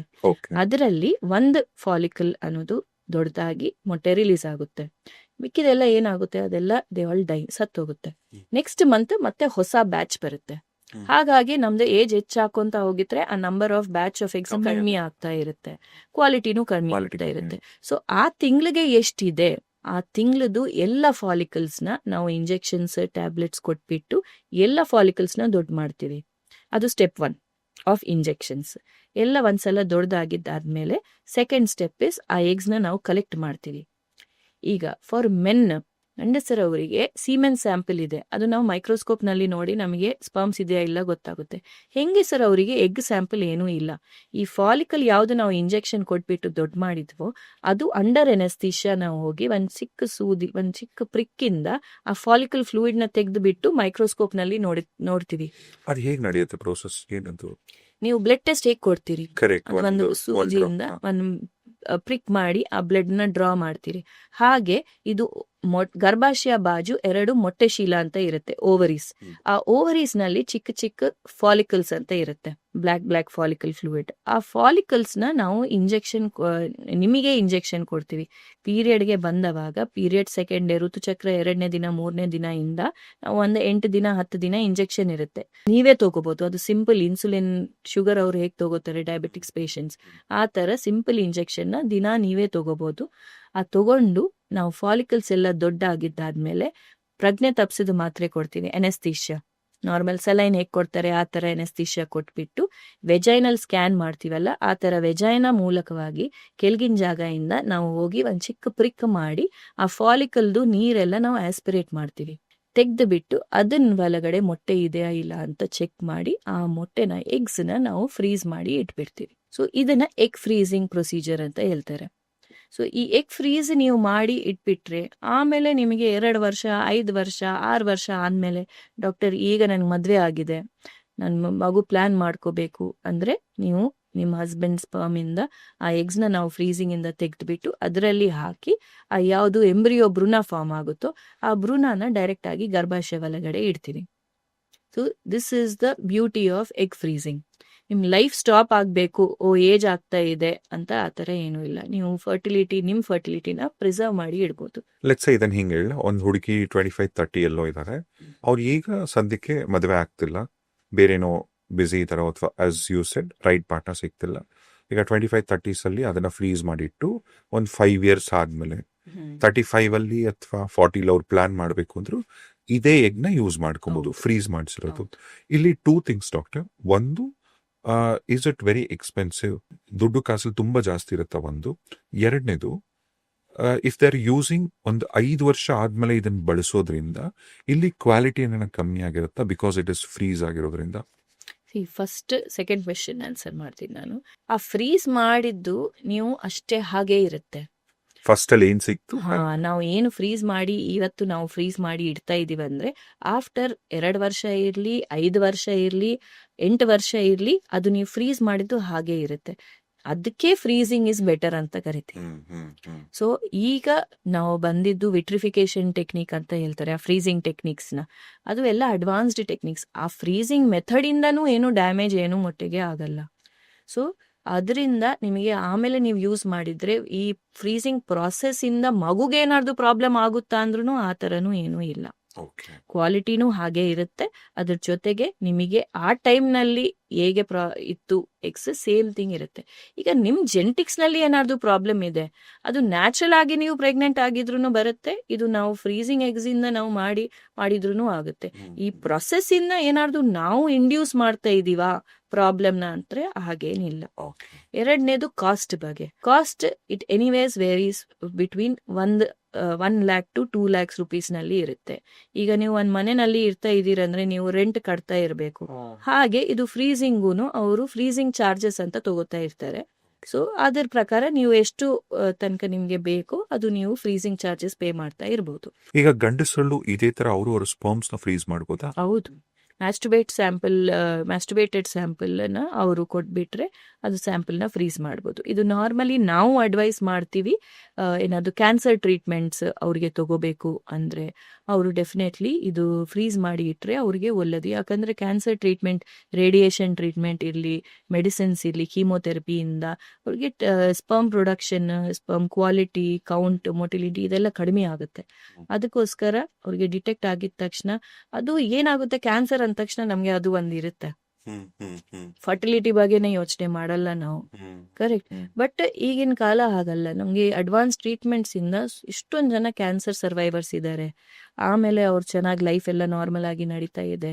ಇಲ್ಲ ಅವಾಗ ಅವ್ರಿಗೆ ಬೇಕು ಅಂದ್ರೆ ಅವ್ರಿಗೆ ಪ್ರಾಬ್ಲಮ್ಸ್ ಇಂದ ಆ ಟ್ರೀಟ್ಮೆಂಟ್ ಮೂಲಕ ಅವ್ರಿಗೆ ಈಗ ಸ್ಪರ್ಮ್ಸ್ ಇರಲ್ಲ, ಪೂರ್ತಿ 0 ಆಗಿದೆ ಅಂದ್ರೆ ಅದು ಫ್ರೀಸ್ ಮಾಡಿದ್ದು sperms are better quality. So ಈ ತರ ಏನಾದ್ರು ಮೆಡಿಕಲ್ ಇಶ್ಯೂಸ್ ಇದ್ರೆ, ಇಲ್ಲ ಅವರು ಈಗ ಸ್ವಲ್ಪ ಜನ ಆರ್ಮಿ ಇದೆಲ್ಲ ಪೊಲೀಸ್ ಅವರು ಈ ತರ ಎಲ್ಲ ಏನಾದ್ರು ಹೈ ರಿಸ್ಕ್ ಪ್ರೊಫೆಷನ್ಸ್ ನಲ್ಲಿ ಇದ್ರೆ ಅವರು ಫ್ರೀಸ್ ಮಾಡಿ ಇಡ್ಬೋದು. ಓಕೆ. ಮತ್ತೆ ಈಗ ಸ್ಟ್ರೆಸ್ ಮತ್ತೆ ಆಂಗ್ಸೈಟಿ ಇದು ಎಷ್ಟು ಎಫೆಕ್ಟ್ ಮಾಡುತ್ತೆ ಒಂದು ಇಂಟರ್ಕೋರ್ಸ್ಗೆ? Stress and anxiety is very very common. ಈಗ ಫರ್ಟಿಲಿಟಿ ಇಶ್ಯೂ, ಬಂಜೆತನ ಅನ್ನೋ ವರ್ಡೇ ತುಂಬಾ ಕ್ರೂರವಾದ ಶಬ್ದ ಅಲ್ವಾ? ಎಷ್ಟು ದಟ್ ವರ್ಡ್ ಇಟ್ ಸೆಲ್ಫ್ ಇಸ್ ವೆರಿ, ಒಬ್ಬರಿಗೆ ಪಾಯಿಂಟ್ ಔಟ್ ಮಾಡಿ ಹೇಳೋದು. ಹೌದು, ಅದು ಆ ಬಂಜೆತನ ಅಂತ ಅದ್ ಬಂದ ತಕ್ಷಣ ಎಲ್ಲರಿಗೆ ಅದು ಎಫೆಕ್ಟ್ ಆಗುತ್ತೆ, especially the husband and wife. So ಅವ್ರಿಗೆ ಆ ಟೈಮ್ನಲ್ಲಿ ಅವರು ಪ್ಲ್ಯಾನ್ ಮಾಡಬೇಕು ಅದೆಲ್ಲ ಅಂದರೆ ಅವ್ರಿಗೆ ತುಂಬ ಕಷ್ಟ ಆಗುತ್ತೆ. ಯಾಕಂದರೆ ಅವ್ರಿಗೆ ಅದು ಪೀಸ್ ಆಫ್ ಮೈಂಡ್ ಇರಲ್ಲ, ಇಮೋಷ್ನಲಿ ಅವರು ಡಿಸ್ಟರ್ಬ್ ಆಗಿರುತ್ತೆ. ಅದು ಇದೆಲ್ಲ ಇಂದ ಅವ್ರಿಗೆ ಹಾರ್ಮೋನ್ಸ್ ಮೇಲೆ ಎಫೆಕ್ಟ್ ಬಂದ್ಬಿಡುತ್ತೆ. ಸೊ ಈ ಫಾರ್ ಮೆನ್ ಆ ಹಾರ್ಮೋನ್ಸ್ ಇಂಬ್ಯಾಲೆನ್ಸ್ ಇಂದ, ಆ ಸ್ಟ್ರೆಸ್ ಇಂದ, ಆಂಗ್ಸೈಟಿ ಇಂಡ್ಯೂಸ್ಡ್ ಇಂದ ಅವ್ರಿಗೆ erection problem, premature ejaculation problem ಇದೆಲ್ಲ ಬರುತ್ತೆ. ಫಾರ್ ವುಮೆನ್ ಸೈಡ್ ಇಂದ ಇಷ್ಟೆಲ್ಲ ಹಾರ್ಮೋನ್ಸ್ ಇಂಬ್ಯಾಲೆನ್ಸಸ್ ಇಂದ ಅವ್ರಿಗೆ ಬೇರೆ ಹೆಲ್ತ್ ಇಶ್ಯೂಸ್ನು ಬರ್ಬೋದು. ಆ್ಯಂಡ್ ಅವರಿಗೆ ಅದು ಡಿಪ್ರೆಷನ್, ಇದೆಲ್ಲ ಆಂಗ್ಸೈಟಿ, ಇದೆಲ್ಲ ಇಶ್ಯೂಸ್ನು ಆಗ್ಬೋದು. ಸೊ ಒಂದು ನಿಮ್ಮ ಫ್ಯಾಮಿಲಿ ತುಂಬಾ ಸಪೋರ್ಟಿವ್ ಆಗಿ ಇರಬೇಕು. ಡಾಕ್ಟರ್, ಆಗಲೇ ನಾವು ಇದು ಎಗ್ ಫ್ರೀಸಿಂಗ್ ಬಗ್ಗೆ ಮಾತಾಡ್ತಿದ್ವಲ್ಲ, ಒಂದು ಹೀರೋಯಿನ್ ಎಕ್ಸಾಂಪಲ್ ಕೊಟ್ಟೆ. ಅವರು ಒಂದು 10 ವರ್ಷದ ಮುಂಚೆನೆ ಅವ್ರು ಎಗ್ನ ಫ್ರೀಸ್ ಮಾಡಿ ಇಟ್ಟಿದ್ರು, ಆಮೇಲೆ ಮಕ್ಕಳು ಮಾಡ್ಕೊಂಡ್ರು ಅಂತ. ಸೊ ಈಗ ಇದೇ ತರಗ ಒಂದು ಹುಡುಗ ಅಥವಾ ಒಂದು ಗಂಡಸು ಅವರ ಸ್ಪರ್ಮ್ಸು ಕೂಡ ಫ್ರೀಸ್ ಮಾಡಿ ಇಡ್ಬೋದು. ಓಕೆ, ಯಾವ ಏಜ್ ಅಲ್ಲಿ ಈಗ ನಿಮ್ ಪ್ರಕಾರ ಒಂದು ಸ್ಪರ್ಮ್ ಕ್ವಾಲಿಟಿ ಚೆನ್ನಾಗಿರುತ್ತೆ? ಸೊ ನಾರ್ಮಲಿ ಒಂದು ಮ್ಯಾನ್ಗೆ ಲೈಫ್ ಲಾಂಗ್ ಸ್ಪರ್ಮ್ ಪ್ರೊಡಕ್ಷನ್ ಇರುತ್ತೆ. ಬಟ್ 40 ಆದ್ಮೇಲೆ ಅವ್ರದ್ದು ಸ್ಪರ್ಮ್ ಕ್ವಾಲಿಟಿ ಅನ್ನೋದು ಕಡಿಮೆ ಆಗುತ್ತೆ. ಅಂಡ್ DNA ಡ್ಯಾಮೇಜ್, ಸ್ಪರ್ಮ್ಸ್ ನಲ್ಲಿ DNA ಇರುತ್ತೆ ಅಲ್ವಾ, ಆ DNA ಅನ್ನೋದು ಮ್ಯೂಟೇಶನ್ ಆಗೋದು ಸ್ಟಾರ್ಟ್ ಆಗುತ್ತೆ, ಜೆನೆಟಿಕ್ ಇಶ್ಯೂಸ್ ಬರುತ್ತು, DNA ಡ್ಯಾಮೇಜ್ ಆಗ್ತದ್ದು ಸ್ಟಾರ್ಟ್ ಆಗುತ್ತೆ. ಸೊ ಇದರಿಂದ ಅವ್ರಿಗೆ ಮಕ್ಕಳಾಗಿದ್ರೂ ಅವ್ರಿಗೆ ಜೆನೆಟಿಕ್ ಅಬ್ನಾರ್ಮ್ಯಾಲಿಟೀಸ್ ಇರೋದು, ಇಲ್ಲ ಮಿಸ್ಕ್ಯಾರೇಜ್ ರಿಸ್ಕ್, ಅಬ್ನಾರ್ಮ್ಯಾಲಿಟೀಸ್ ಅನ್ನೋದು ತುಂಬಾ ಜಾಸ್ತಿ ರಿಸ್ಕ್ ಇರುತ್ತೆ ಅವ್ರಿಗೆ. ಎಸ್ಪೆಷಲಿ ಮೆನ್ ಅಬವ್ 40, ಯಾರಿಗೆ ಸ್ಮೋಕಿಂಗ್ ಇದೆ, ಡಯಾಬಿಟಿಸ್ ಇದೆ, ಈ ತರ ಪ್ರಾಬ್ಲಮ್ಸ್ ಇದ್ದವರಿಗೆ ಇನ್ನೂ ಜಾಸ್ತಿ ರಿಸ್ಕ್ ಇರುತ್ತೆ. ಇದು DNA ಡ್ಯಾಮೇಜ್ ಅನ್ನೋದು ತುಂಬಾ ಪ್ರಾಬ್ಲಮ್ ಆಗುತ್ತೆ. ಸೊ ಅವ್ರಿಗೆ ರಿಪೀಟೆಡ್ ಮಿಸ್ಕ್ಯಾರೇಜಸ್ ಅನ್ನೋದು ಜಾಸ್ತಿ. ಸೊ ಅದಕ್ಕೋಸ್ಕರ ಇಫ್ ನೀವು ಪ್ಲಾನ್ ಮಾಡ್ತಾ ಇದ್ದೀರಿ ಅಂದ್ರೂ ಇದು ನಿಮ್ದು ಲೈಫ್ ಸ್ಟೈಲ್ ಚೇಂಜಸ್ ಅನ್ನೋದು ತುಂಬಾ ಇಂಪಾರ್ಟೆಂಟ್. ಏಜ್ ನ ನಾವು ಕಂಟ್ರೋಲ್ ಮಾಡಕ್ ಆಗಲ್ಲ, ಬಟ್ ನಿಮ್ ಹೆಲ್ತ್ ನ ನೀವು ನೋಡ್ಕೊಂಡಿದ್ರೆ ಇನ್ನು ಬೆಟರ್. ಡಾಕ್ಟರ್, ಇನ್ನೊಂದು ಕನ್ನಡ ಫಿಲ್ಮ್ ಆಕ್ಟ್ರೆಸ್ ಭಾವನಾ ಅವರು ಇತ್ತೀಚೆಗೆ ನ್ಯೂಸ್ ಅಲ್ಲಿ ಇದ್ರು, ನೀವು ಅಫ್ಕೋರ್ಸ್ ನೀವು ನೋಡಿರ್ತೀರ. ಅವರು ಮದುವೆ ಆಗದೇನೆ ಮಕ್ಕಳು ಮಾಡ್ಕೊಂಡ್ರು. ಇದು ಮಕ್ಕಳು ಮಾಡ್ಕೊಳ್ಳೋ ಪ್ರೊಸೀಜರ್ ಹೇಗೆ, ಅಥವಾ is it safe? It's absolutely safe. If see there 2-3 options ಇದೆ. Single women in India according to ART law, ಅಂದ್ರೆ ಈಗ ಸ್ವಲ್ಪ ವರ್ಷ ಹಿಂದ್ಗಡೆ ಸೆಂಟ್ರಲ್ ಗವರ್ಮೆಂಟ್ ಸ್ವಲ್ಪ ರೂಲ್ಸ್ ಲೇ ಡೌನ್ ಮಾಡಿದ್ದಾರೆ. ಇದು ಫರ್ಟಿಲಿಟಿ ಸೆಂಟರ್ಸ್ ಈ ತರ ಸೆಂಟ್ರಲ್ ಗವರ್ಮೆಂಟ್ ರಿಜಿಸ್ಟರ್ಡ್ ಇರಬೇಕು. ಈ ತರ ಸಿಕ್ಕವರೆಲ್ಲರೂ ಹೋಗ್ಬಿಟ್ಟು IVF ಮಾಡಕ್ಕಾಗಲ್ಲ, ಟ್ರೀಟ್ಮೆಂಟ್ ತಗೊಳಕ್ಕಾಗಲ್ಲ, ಇದು ಕ್ರೈಟೀರಿಯಾಸ್ ಇರಬೇಕು, ಮೆಡಿಕಲ್ ಕಂಡೀಷನ್ಸ್ ಇರ್ಬೇಕಂತ ರೂಲ್ಸ್ ಎಲ್ಲ ಇದೆ ಈಗ ನಮಗೆ. ಸೊ ಈ ತರ ಆ ರೂಲ್ ನಲ್ಲಿ ಸಿಂಗಲ್ ವುಮೆನ್ ಇದ್ರೆ ಅವರು ಹೋಗ್ಬಿಟ್ಟು they can plan pregnancy, donor sperm ಇಂದ ತಗೊಂಡು ಅವ್ರು ಪ್ಲಾನ್ ಮಾಡೋದು ಕಂಪ್ಲೀಟ್ಲಿ ಲೀಗಲ್ ಅಂಡ್ ಸೇಫ್. ಅಂದ್ರೆ ಅಬ್ಸಲ್ಯೂಟ್ಲಿ ಸೇಫ್. ನೀವು ಒಳ್ಳೆ ಫರ್ಟಿಲಿಟಿ ಸೆಂಟರ್, ರಿಜಿಸ್ಟರ್ಡ್ ಫರ್ಟಿಲಿಟಿ ಸೆಂಟರ್ಗೆ ಹೋಗ್ತಾ ಇದ್ದೀರಿ, ಎಕ್ಸ್ಪೀರಿಯನ್ಸ್ ಡಾಕ್ಟರ್ ಕಡೆ ಹೋಗ್ತಾ ಇದ್ದೀರಿ, ಮಾಡಿಸ್ಕೊಂತಾ ಇದ್ದೀರಿ ಅಂದ್ರೆ ಅಬ್ಸಲ್ಯೂಟ್ಲಿ ಸೇಫ್. ಓಕೆ, ಈಗ ಹೆಣ್ಮಕ್ಳಿಗೇನು ಓಕೆ, ಇದೇ ತರ ಯಾವ್ದಾರ ಒಂದು ಗಂಡಸು ನನ್ ಮದುವೆ ಆಗಲ್ಲ, ಮಗು ಬೇಕು ಅಂತಂದ್ರೆ ಮಾಡಿಸ್ಕೊಬೋದಾ? ಇಲ್ಲ, according to the rules single ಮೆನ್ಗೆ ಆ ಆಪ್ಷನ್ ಇಲ್ಲ, ಓನ್ಲಿ ಫಾರ್ ಸಿಂಗಲ್ ವುಮೆನ್. ಯಾಕೆ ಅಂದ್ರೆ that is how it is. Hopefully they will revise it later, but ಈಗ ಸದ್ಯಕ್ಕಂತೂ ಸಿಂಗಲ್ ಮೆನ್ಗೆ ಆ ಆಪ್ಷನ್ ಇಲ್ಲ. ಮತ್ ಹಂಗಿದ್ರೆ ಕರಣ್ ಜೋಹಾರ್ಗೆ ಹೆಂಗೆ 2 ಮಕ್ಕಳಾಯ್ತು? ಅವಾಗ ರೂಲ್ಸ್ ಇದ್ರಿಲ್ಲ, ಅವ್ರಿಗೆ ಸರೋಗೆಸಿ ಮಾಡಿಸ್ಕೊಂಡವಾಗ. ಈಗ ಇದು ರೂಲ್ಸ್ ಎಲ್ಲ ಲೇಟ್ ಡೌನ್ ಆಗಿದ್ದು ಒಂದು 3-4 ವರ್ಷ ಹಿಂದ್ಗಡೆಯಿಂದನೇ ಇದೆಲ್ಲ ಸ್ಟಾರ್ಟ್ ಆಗಿದ್ದು. ಈಗ ಪ್ರಿಯಾಂಕಾ ಚೋಪ್ರಾ, ನಯನ್ತಾರಾ, ಇವ್ರು ಯಾರು ಮಕ್ಕಳು ಅಂದ್ರೆ ಅವರು ತಾಯಂದ್ರ ಆಗ್ಲಿಲ್ಲ. ತಾಯಂದ್ರು ಅಂದ್ರೆ ಅವರ ಗರ್ಭದಿಂದ ಮಕ್ಕಳು ಇದ್ ಮೊದಲು ಸರೋಗೆಸಿನೇ ಮಾಡಿಸ್ಕೊಂಡಿತ್ತು. ಈಗ ಸರೋಗೆಸಿ ಸದ್ಯಕ್ಕೆ ಬ್ಯಾನ್ ಆಗಿದೆ. ಇಲ್ಲ, surrogacy we can do, commercial surrogacy allowed ಇಲ್ಲ. ಅಂದ್ರೆ ಈಗ ನೀವು ಫಸ್ಟ್ ಆಫ್ ಆಲ್ ಇಂಡಿಕೇಶನ್ ಇರಬೇಕು, ಯಾಕೆ ಸರೋಗೆಸಿ ಮಾಡ್ತಾ ಇದ್ದೀರಿ, ನಮಗೆ ಮಕ್ಕಳು ಬೇಡ. ಯಾವ್ಯಾವ ಕೇಸಸ್ ಅಲ್ಲಿ ಪರ್ಮಿಷನ್ ಕೊಡ್ತಾರೆ? ಏನಾದ್ರು ಪ್ರಾಬ್ಲಮ್ ಇದೆ, ಜೆನೆಟಿಕ್ ಇಶ್ಯೂಸ್ ಇದೆ, ಅವರು ಕ್ಯಾರಿ ಮಾಡಿದ್ರೆ ಅವ್ರ ಹೆಲ್ತ್ಗೆ ರಿಸ್ಕ್ ಇದೆ, ಇಲ್ಲ ಅವ್ರಿಗೆ ಯೂಟ್ರಸ್ ಇಲ್ಲ, ಇಲ್ಲ ಅವರು ಟ್ರೀಟ್ಮೆಂಟ್ ತಗೊಂಡು ಮಾಡಿದ್ರೂ ಅವ್ರಿಗೆ ಫೇಲ್ ಆಗ್ತಾ ಇದೆ, ಅವರು ಗರ್ಭಾಶಯಕ್ಕೆ ಅದು ಶಕ್ತಿ ಇಲ್ಲ ಟು ಕ್ಯಾರಿ ದ ಪ್ರೆಗ್ನೆನ್ಸಿ, ಇಲ್ಲ ಅಂದ್ರೆ ರಿಪೀಟೆಡ್ ಮಿಸ್ಕ್ಯಾರೇಜಸ್ ಆಗ್ತಾನೆ ಇದೆ ಅವರಿಗೆ, ಸುಮ್ಮನೆ ಅವರಿಗೆ 3 ಸಲಕ್ಕಿಂತ ಜಾಸ್ತಿ ಮಿಸ್ಕ್ಯಾರೇಜಸ್ ಆಗ್ತಾ ಇದೆ ಅಂದ್ರೆ ಅಂಥದವರು ನಾವು ಹೋಗಿ ಸರೋಗೆಸಿ ಆಪ್ಷನ್ ಅವರು ತಗೋಬಹುದು. ಅದು ಬಿಟ್ಟು ಈಗ ನೀವು ಕೇಳಿದ್ದು ಕ್ವೆಶ್ಚನ್, ಸರೋಗೆಸಿ ಅನ್ನೋದು ಅಲೌಡ್ ಇದೆ ಇಂಡಿಯಾನಲ್ಲಿ. ಈಗ ಸದ್ಯಕ್ಕೆ ಸರೋಗೆಸಿ ಮಾಡ್ಬೋದು, ಕಮರ್ಷಿಯಲ್ ಸರೋಗೆಸಿ ಅಂದ್ರೆ ಮನಿಗೋಸ್ಕರ ನಾವು ಹೋಗ್ಬಿಟ್ಟು ಒಬ್ರು ಬಂದು ನಾನು ಪ್ರೆಗ್ನೆನ್ಸಿ ಕ್ಯಾರಿ ಮಾಡ್ತೀನಿ, ನನ್ಗೆ ಇಷ್ಟು ನೀವು ಒಂದು 10 ಲಕ್ಷ ಕೊಡ್ರಿ, ಈ ತರ ಸರೋಗೆಸಿ ಕಮರ್ಷಿಯಲ್ ಸರೋಗೆಸಿ ಮಾಡಕ್ ಆಗಲ್ಲ. ಆಲ್ಟ್ಯೂರಿಸ್ಟಿಕ್ ಸರೋಗೆಸಿ ಅಂದ್ರೆ ನಿಮ್ಗೆ ಗೊತ್ತಿದ್ದವರು, ನಿಮ್ ರಿಲೇಟಿವ್ಸ್ ಇರ್ಲಿ, ಅವರು ಅಂತದವ್ರು ಬಂದ್ಬಿಟ್ಟು ಕ್ಯಾರಿ ಮಾಡ್ತಾರೆ. ಏನು ಮಾನಿಟರಿ ಎಕ್ಸ್ಚೇಂಜ್ ಅಂದ್ರೆ ಮನಿ ಎಕ್ಸ್ಚೇಂಜ್ ಏನೂ ಇಲ್ಲ, ಅಂಥದ್ದು ಮಾಡ್ತಾ ಇದ್ದಾರೆ ಅಂದ್ರೆ ಆ ಥರ ಸರೋಗೇಸಿ ಅಲೌಡ್ ಇದೆ. ಮತ್ತೆ ಎಷ್ಟೊಂದ್ಸರಿ ಈ ಕಪಲ್ಸ್ ಅಲ್ಲಿ ಏನಾದ್ರು ಸಮಸ್ಯೆ ಇದ್ರೂ ಕೂಡ ಡಿಸ್ಕಸ್ ಮಾಡದೆ ಅಥವಾ ಡಾಕ್ಟರ್ ಹತ್ರ ಬರೋಕ್ಕಿಂತ ಮುಂಚೆನೆ ಕೆಲವರು ಏನೇನೋ ಟ್ರೈ ಮಾಡ್ತಾರೆ.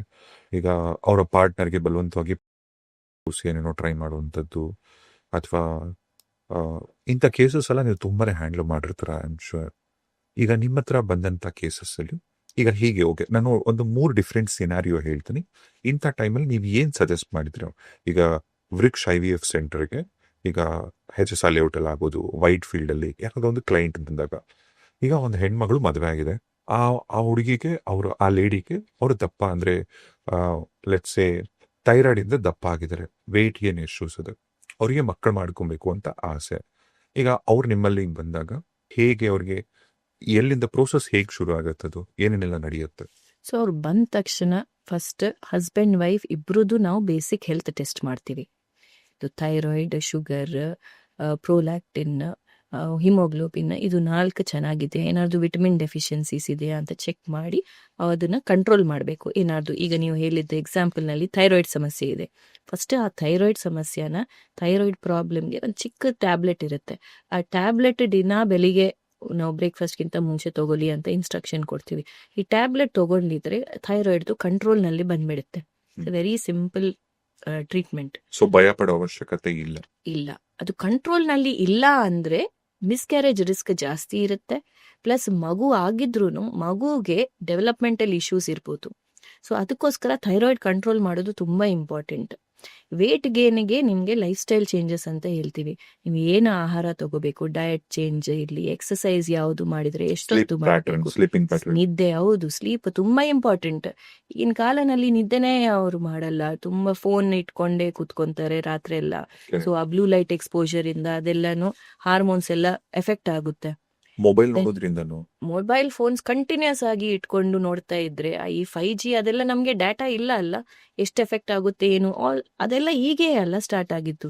ಸೊ ಅದರಿಂದ ನಮ್ಗೆ ಏನು ಎಷ್ಟು ಎಫೆಕ್ಟ್ ಆಗ್ತಾ ಇದೆ ಏನಂತನೂ ನಮ್ಗೆ ಗೊತ್ತಿಲ್ಲ. ಸೊ ಅದೆಲ್ಲನೂ ಅವರು ಅವಾಯ್ಡ್ ಮಾಡಬೇಕು. ನೀರು, ಡಿಹೈಡ್ರೇಷನ್ನು ಒಂದು ದೊಡ್ಡ ಸಮಸ್ಯೆ. ಹೈಡ್ರೇಟ್ ನಿಮ್ಮ ಬಾಡಿ ತುಂಬ hydrated, at least 3 litres of fluids ನೀವು ಕುಡಿತಾ ಇದ್ದೀರಾ ಇಲ್ಲ ಅಂತ ನೋಡಬೇಕು.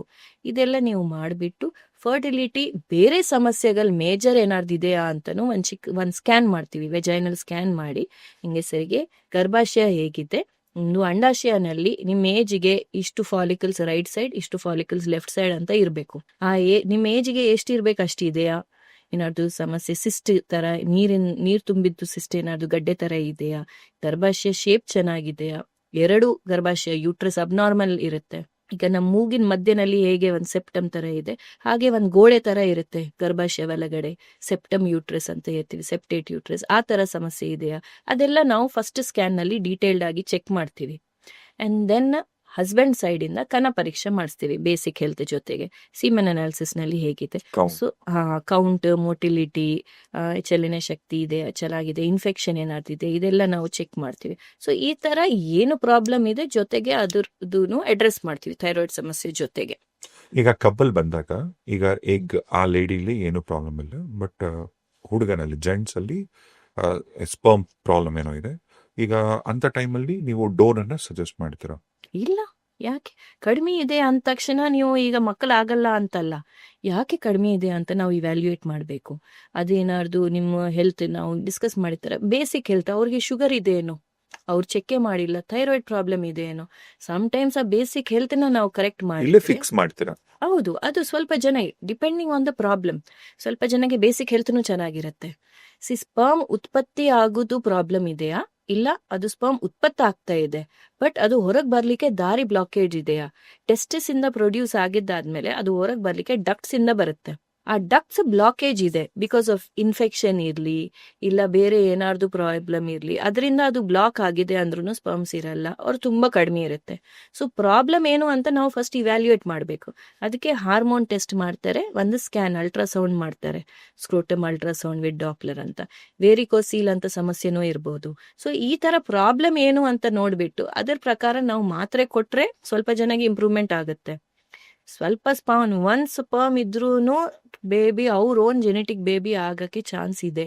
IVF ಇಕ್ಸಿ ಮೂಲಕವಾಗಿ ಒನ್ ಸ್ಪರ್ಮ್ ನಾವು ಒನ್ ಮೊಟ್ಟೆನಲ್ಲಿ ಹಾಕಿ ಆ ಭ್ರೂಣ ಫಾರ್ಮ್ ಮಾಡಿ ವೈಫ್ ಗರ್ಭಾಶಯದಲ್ಲಿ ಇಟ್ರೆ ಆಗುತ್ತೆ. ಯಾರಿಗೆ ಸ್ಪರ್ಮ್ಸೇ ಇಲ್ಲ, ಪೂರ್ತಿಯಾಗಿ ಝೀರೋ ಆಗಿ ಇದೆ ಅವ್ರ ಸೀಮೆನ್ ನಲ್ಲಿ, ಆದ್ರೂ ಅವರಿಗೆ ಬೀಜನಲ್ಲಿ ಅವರಿಗೆ ಸ್ಪರ್ಮ್ ಉತ್ಪತ್ತಿ ಆಗ್ತಾ ಇದೆ, ಬಟ್ ಹೊರಗೆ ಬರ್ತಾ ಇಲ್ಲ ಅಂದ್ರೂ ಆ ಬೀಜನಲ್ಲಿ ಒಂದ್ ಚಿಕ್ಕ ಸೂಜಿ ಹಾಕ್ಬಿಟ್ಟು ಪೆಸ್ಸಾ ಅಂತ ಪ್ರೊಸೀಜರ್ ಇರುತ್ತೆ, ಆ ಸರ್ಜಿಕಲ್ ಸ್ಪರ್ಮ್ ರಿಟ್ರೀವಲ್ ಮೆಥಡ್ಸ್ ಅಂತ ಕರಿತೀವಿ ನಾವು.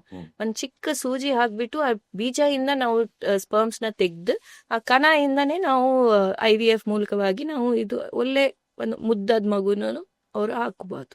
ಟೆಸ್ಸಾ ಡಿಫ್ರೆಂಟ್ ಮೆಥಡ್ಸ್ ಇದೆ. ಇದೇ ಪ್ರೊಸೀಜರ್ ಆಗಲ್ಲ. ಡಾಕ್ಟರ್, ಈಗ ಔಟ್ ಆಫ್ ದ ಸೈನ್ಸ್ ಒಂದು ಕ್ವಶನ್ ಇದು. ಈಗ ನಾನು ಪಾಡ್ಕಾಸ್ಟ್ ಬಂದ್ರು ತುಂಬಾ ಸ್ಪಿರಿಚುವಲ್ ಹೀಲರ್ಸ್ ಹೇಳಿರೋ ಮಾತಿದ್ದು ಜನರಲ್ ಆಗಿ ಸಮ್ವೇರ್ ಎಲ್ಲೋ ಒಂದ್ ಕಡೆ ಲೆಟ್ಸ್ ಈಗ ಇತ್ತೀಚೆಗೆ ನೀವು ನೋಡಿರ್ಬೋದು, ಕತ್ರಿನಾ ಕೈಫ್ ವಿಕಿ ಕೌಶಲ್ ಮದುವೆ ಆಗಿದ್ದವ್ರಿಗೆ ಮಕ್ಕಳು ಇರಲಿಲ್ಲ. ಕತ್ರಿನಾ ಕೈಫ್ ಬಾಂಬೆಯಿಂದ ನಮ್ಮ ಕುಕ್ಕೆ ಸುಬ್ರಹ್ಮಣ್ಯ ದೇವಸ್ಥಾನಕ್ಕೆ ಬಂದು ಕುಕ್ಕೆ ಸುಬ್ರಹ್ಮಣ್ಯದಲ್ಲಿ ಪೂಜೆ ಮಾಡಿಸಿದ ತಕ್ಷಣ ಕತ್ರಿನಾ ಕೈಫ್ಗೆ ಮಗು ಆಯಿತು. ಈ ಸ್ಪಿರಿಚುವಲ್ ಸೈಡ್ಗೂ ಮಕ್ಕಳಾಗೋದಕ್ಕೂ ಆಸ್ ಎ ಡಾಕ್ಟರ್ ಅಥವಾ ನೀವು ಅಲ್ಲಿ ಬಂದಾಗ ಕೂಡ ಏನಾದರೂ ಮೆಡಿಟೇಷನ್ ಮಾಡಿದ್ರ ಅಥವಾ ಏನ್ ಮ್ಯಾಜಿಕ್ ಮಾಡಿದ್ರ, ನೀವು ನಂಬ್ತೀರಾ doctor? Do you believe this? Definitely. I feel they are only 2 types of doctors. ಒಬ್ರು ಯಾರಿಗೆ ನಾವು ಎಷ್ಟು ಮೆಡಿಕಲ್ ಫೀಲ್ಡ್ ನಲ್ಲಿ ನಾವು ನೋಡಿದ್ದಷ್ಟು ಮೆರಿಕಲ್ಸ್ ನಾವು ಎಲ್ಲಿ ನೋಡಲ್ಲ. So I am a very spiritual and religious person. So ನಾನು ತುಂಬ ಬಿಲೀವ್ ಮಾಡ್ತೀವಿ. ಪ್ರತಿಯೊಂದು ಪ್ರೊಸೀಜರ್ ನಾವು ಮಾಡುವಾಗ್ಲೂ, ಸಿಂಪಲ್ ಟ್ರೀಟ್ಮೆಂಟ್ ಹೇಳುವಾಗ್ಲೂ ಹೋಪ್ಫುಲಿ ಬೈ ಗಾಡ್ಸ್ ಗ್ರೇಸ್ ನೀವು ಪ್ರೆಗ್ನೆಂಟ್ ಆಗೇ ಬರ್ಬೇಕಂತಲೇ ನಾವು ಎಲ್ಲರಿಗೆ ಹೇಳ್ತೀವಿ. ಯಾಕಂದರೆ ನಾವು ಪ್ರಾಣ ಕೊಡೋದು ನಮ್ಮ ಕೈನಲ್ಲಿ ಇಲ್ಲ. ನಾವು ಎಷ್ಟು ಟ್ರೀಟ್ಮೆಂಟ್ ಮಾಡಿದ್ರೂ at last life has to be given by ಒಂದು ಸುಪ್ರೀಂ ಪವರ್. ನೀವು ಅದು ಏನು ಹೆಸರು ಇಟ್ಟಿದ್ರು, ಅಲ್ಲಾ ಅಂದ್ರೂ, ಜೀಸಸ್ ಅಂದ್ರೂ, ಕೃಷ್ಣ ಅಂದ್ರೂ, ಏನು ಹೆಸರು ಇಟ್ಟಿದ್ರು ಅದು ದೇವರನ್ನೇ ಕೊಡಬೇಕು. ಸೊ ಬಟ್ ಈ ರಿಲಿಜಿಯಸ್ ಪ್ರಾಕ್ಟೀಸಸ್ ಇಂದನೇ ಆಗಿದೆ ಅಂತ ಹೇಳಕ್ಕೆ ಆಗಲ್ಲ. At the same time because ನಮಗೆ ಗೊತ್ತಿದ್ದು ಒಂದೇ ಸೈಡ್, ಬೇರೆ ಸೈಡಿಂದ ಅವ್ರು ಇನ್ನೇನೇನು ಮಾಡ್ತಾ ಇದ್ದಾರೆ, ಏನಾದರೂ ಟ್ರೀಟ್ಮೆಂಟ್ ತಗೊಂಡಿಲ್ಲನಾ, ಬರೀ ಇದು ಒಂದೇ ಮಾಡಿದ್ರೆ ಅದೆಲ್ಲ ನಮ್ಗೇನು ಗೊತ್ತಿಲ್ಲ. So it is not correct to tell ಇದರಿಂದನೇ ಆಗಿದೆ ಅದರಿಂದನೇ ಆಗಿದೆ ಅಂತ. ಬಟ್ ಓವರ್ ಆಲ್ ದೇವ್ರನ್ನ ನಂಬ್ತೀರಾ ಡಾಕ್ಟರ್, ಆದ್ರೆ ಏನಾದ್ರು ಇದೆ ಅಂದ್ರೆ I believe that yes there is God definitely there. And ಏನ್ ಮಾಡಿದ್ರು ಅದು ಆಗ್ಬೇಕಂದ್ರೆ ಅದು ಆಗುತ್ತೆ. ಹೆಲ್ದಿಯಾಗಿ ಮಗು ಆಗ್ಬೇಕಂದ್ರೆ ಅದು ಆಗುತ್ತೆ ಚೆನ್ನಾಗಿ. ಈಗಿನ ಕಾಲನಲ್ಲಿ ನೀವು ಯಾರಿಗೂ ಮಗು ಆಗಲ್ಲ, ನೀವು ತಂದೆ ತಾಯಿ ಆಗಲ್ಲ ಅಂತ ಹೇಳಕ್ ಬರಲ್ಲ. ಎಷ್ಟು ಅಡ್ವಾನ್ಸ್ ಟ್ರೀಟ್ಮೆಂಟ್ಗಳನ್ನೂ ಇದೆ. ಅವ್ರಿಗೆ ಎಗ್ಸೇ ಇಲ್ಲ ಅಂದ್ರೆ ನಾವು ಡೋನರ್ ಎಗ್ ಇಂದ ನಾವು ಮಾಡ್ಬೋದು. ಸ್ಪರ್ಮ್ಸೇ ಇಲ್ಲ ಅಂದ್ರೆ ನಾವು ಬೀಜದಿಂದ ತೆಗೆದು ಸ್ಪರ್ಮ್ಸ್ ಇಂದ ಮಾಡ್ಬೋದು, ಇಲ್ಲ ಅಂದ್ರೆ ಡೋನರ್ ಸ್ಪರ್ಮ್ ಆಪ್ಷನ್ ಇದೆ. ಜೆನೆಟಿಕ್ ಪ್ರಾಬ್ಲಮ್ ಅವ್ರ ಫ್ಯಾಮಿಲಿನಲ್ಲಿ ಎಲ್ಲ ಇದು ಸಿವಿಯರ್ ಜೆನೆಟಿಕ್ ಇಶ್ಯೂ ನಡೀತಾ ಇದೆ ಅಂದ್ರೆ ಅದು ಆಗು ಮಗುನಲ್ಲಿ ಎಂಬ್ರಿಯೋ ಮೇಲೆ ಡಿಟೆಕ್ಟ್ ಮಾಡಿ ಅದನ್ನ ಅವಾಯ್ಡ್ ಮಾಡಕ್ನು ಮಾಡ್ಬೋದು. ಗರ್ಭನೇ ಇಲ್ಲ ಅಂದ್ರೂ ಸರೋಗೆಸಿ ಆಪ್ಷನ್ ಅನ್ನೋದು ಇದೆ. ಸೊ ಅವರು ತಂದೆ ತಾಯಿ ಅನ್ನೋದು ಆಗ್ತಾರೆ. ಇಟ್ಸ್ ಜಸ್ಟ್ ದಟ್ ನಾವು ಎಷ್ಟು ಬೇಗ ಏನು ಕರೆಕ್ಟ್ ಟ್ರೀಟ್ಮೆಂಟ್ ಕೊಟ್ರೆ ಅವ್ರಿಗೆ ಎಷ್ಟು ಹೆಲ್ದಿ ಆಗಿ ಮಗು ಆಗುತ್ತೆ ಅಂತ ಅದನ್ನ ನಾವು ನೋಡ್ತಾ ಇದೀವಿ ಅಷ್ಟೇ. We are not becoming gods. And ಇದರಲ್ಲಿ ಏನು ಆರ್ಟಿಫಿಷಿಯಲ್ ಏನೂ ಇಲ್ಲ. ನಾವು ಹೇಳಿದ ತರ ಪ್ರಾಣ ಕೊಡೋದು ಗಾಡ್ ದೇವರೇ ಕೊಡ್ತಾರೆ ಅಲ್ವಾ. ಸೊ ಏನು ಆರ್ಟಿಫಿಷಿಯಲ್ ಇದೆ ಅದರಲ್ಲಿ? ನಿಮ್ದೇ ಮೊಟ್ಟೆ ನಿಮ್ದೇ ಕಣ ನಾವು ಹಾಕಿ ಏನೋ ಪ್ರಾಬ್ಲಮ್ ಇದೆ ಅದಕ್ಕೆ ಅದು ಆಗ್ತಾ ಇಲ್ಲ, ಅದು ಕಾಸ್ನ ನಾವು ಚೆಕ್ ಮಾಡಿ ಹೆಲ್ದಿಯಾಗಿ ಹಾಕ್ತಾ ಇದೀವಿ. ಪ್ರೆಗ್ನೆನ್ಸಿ ಟೈಮ್ನ ನಾವು ಕಟ್ ಶಾರ್ಟ್ ಮಾಡಿ ಇದೆಲ್ಲ ಪ್ರಾಬ್ಲಮ್ಸ್ ಏನು, ಈಗ ಅಪೆಂಡಿಕ್ಸ್ ಪ್ರಾಬ್ಲಮ್ ಇದ್ರೆ ಆ ಪ್ರಾಬ್ಲಮ್ನ ನಾವು ಟ್ರೀಟ್ಮೆಂಟ್ ಕೊಡ್ತೀವಿ. ಇದನ್ನು ಹಾಗೆ, ಈಗ ಟ್ಯೂಬ್ ಬ್ಲಾಕ್ ಇದೆ ಅಂದ್ರೆ ಅದನ್ನ ನಾವು ಓಪನ್ ಮಾಡ್ಬೋದಾ, ಇಲ್ಲ ಮಾಡಕ್ ಆಗಲ್ಲ ಅಂದ್ರೆ okay we will take out the eggs, ಮೊಟ್ಟೆ ತೆಗೆದು ಕಣ ಹಾಕಿ ಭ್ರೂಣನ ಡೈರೆಕ್ಟ್ ಗರ್ಭಾಶಯನಲ್ಲಿ ಹಾಕ್ತಾ ಇದೀವಿ. ಈ ತರ ಏನು ಪ್ರಾಬ್ಲಮ್ ಏನು ಸಮಸ್ಯೆ ಇದೆ ಅದ್ರ ಪ್ರಕಾರ ನಾವು ಟ್ರೀಟ್ಮೆಂಟ್ ಕೊಡ್ತಾ ಇದೀವಿ. ಅಂಡ್ ಒಂದ್ ಮಾತು ಹೇಳ್ತಾರೆ, ವೈದ್ಯೋ ನಾರಾಯಣ ಹರಿಹಿ ಅಂತ. ದೇವರು ಡಾಕ್ಟರ್ಸ್ ದೇವ್ರ ಸಮಾನ ಅಂತ.